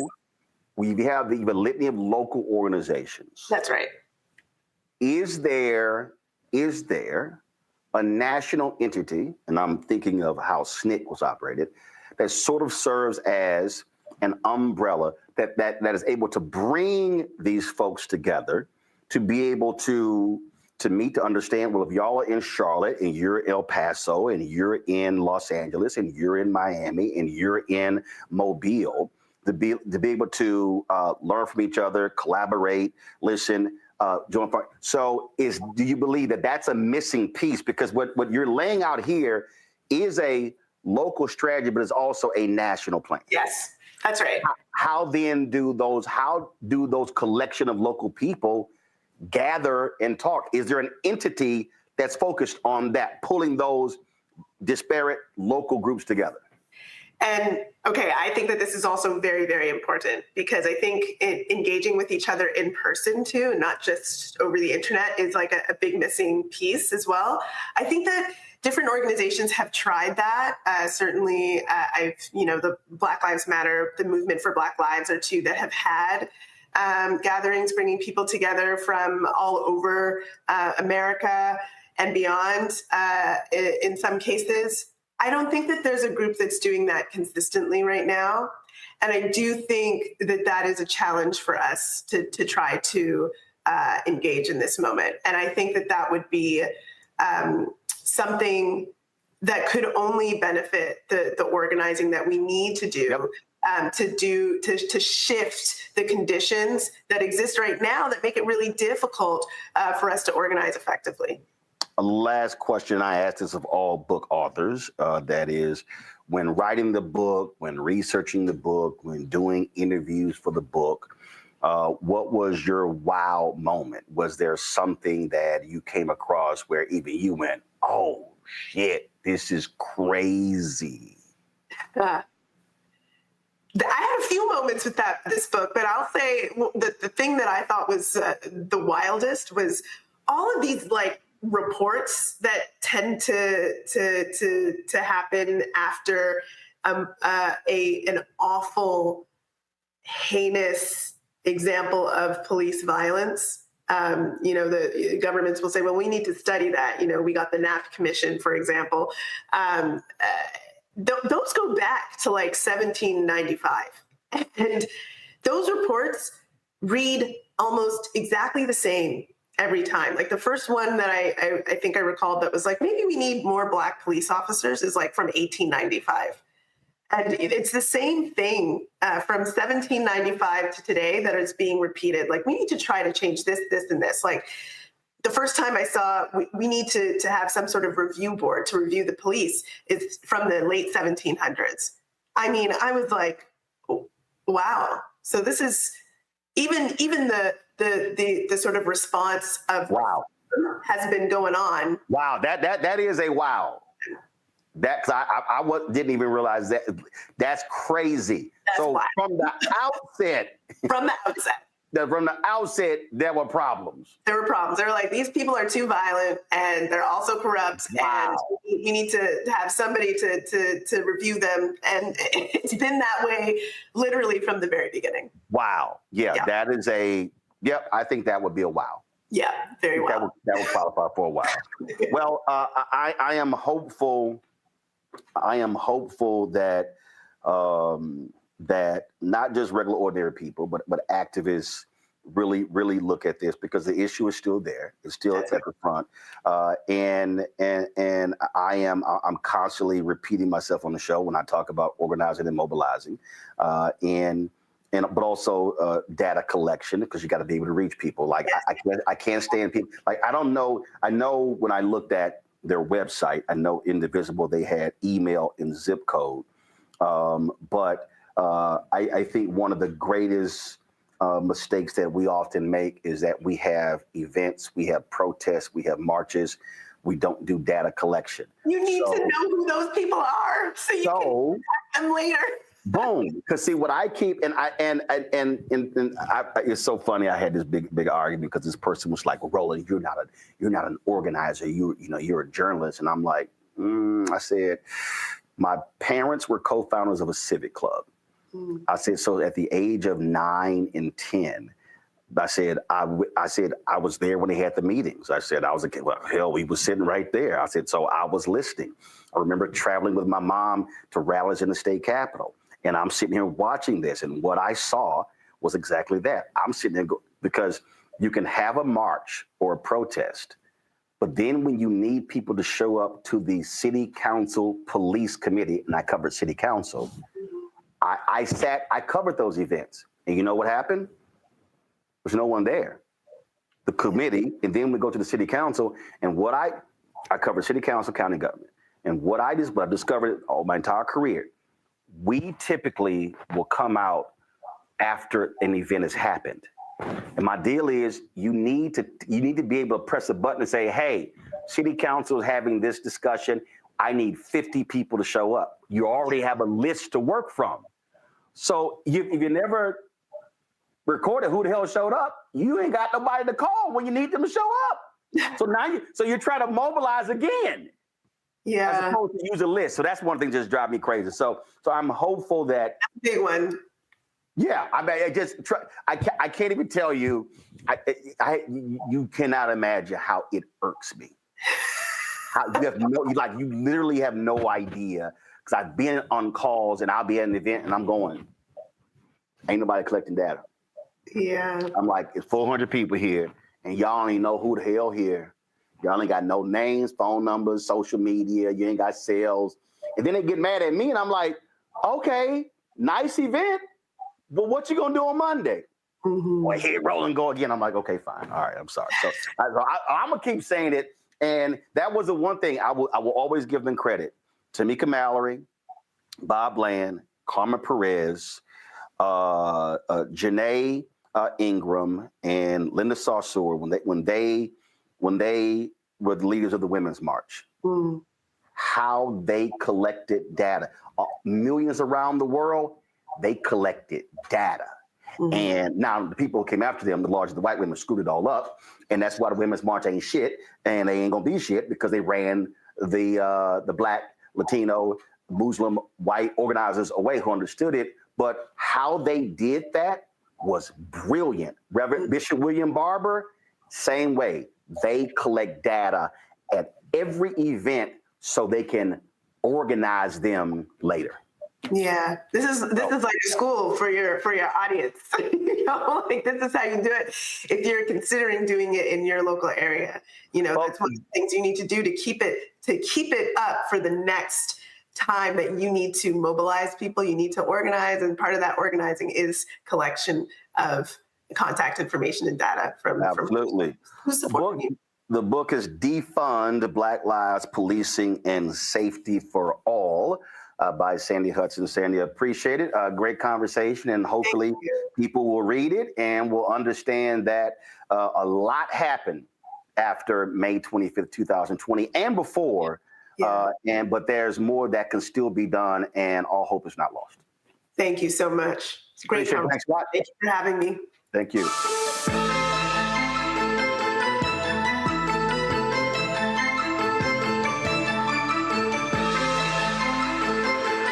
Black Star Network is here. No punch! I'm real revolutionary right now. Thank you for being the voice of Black America. All momentum we have now, we have to keep this going. The video looks phenomenal. See, there's a difference between Black Star Network and black-owned media and something like CNN. You can't be black-owned media and be scared. It's time to be smart. Bring your eyeballs home. You dig?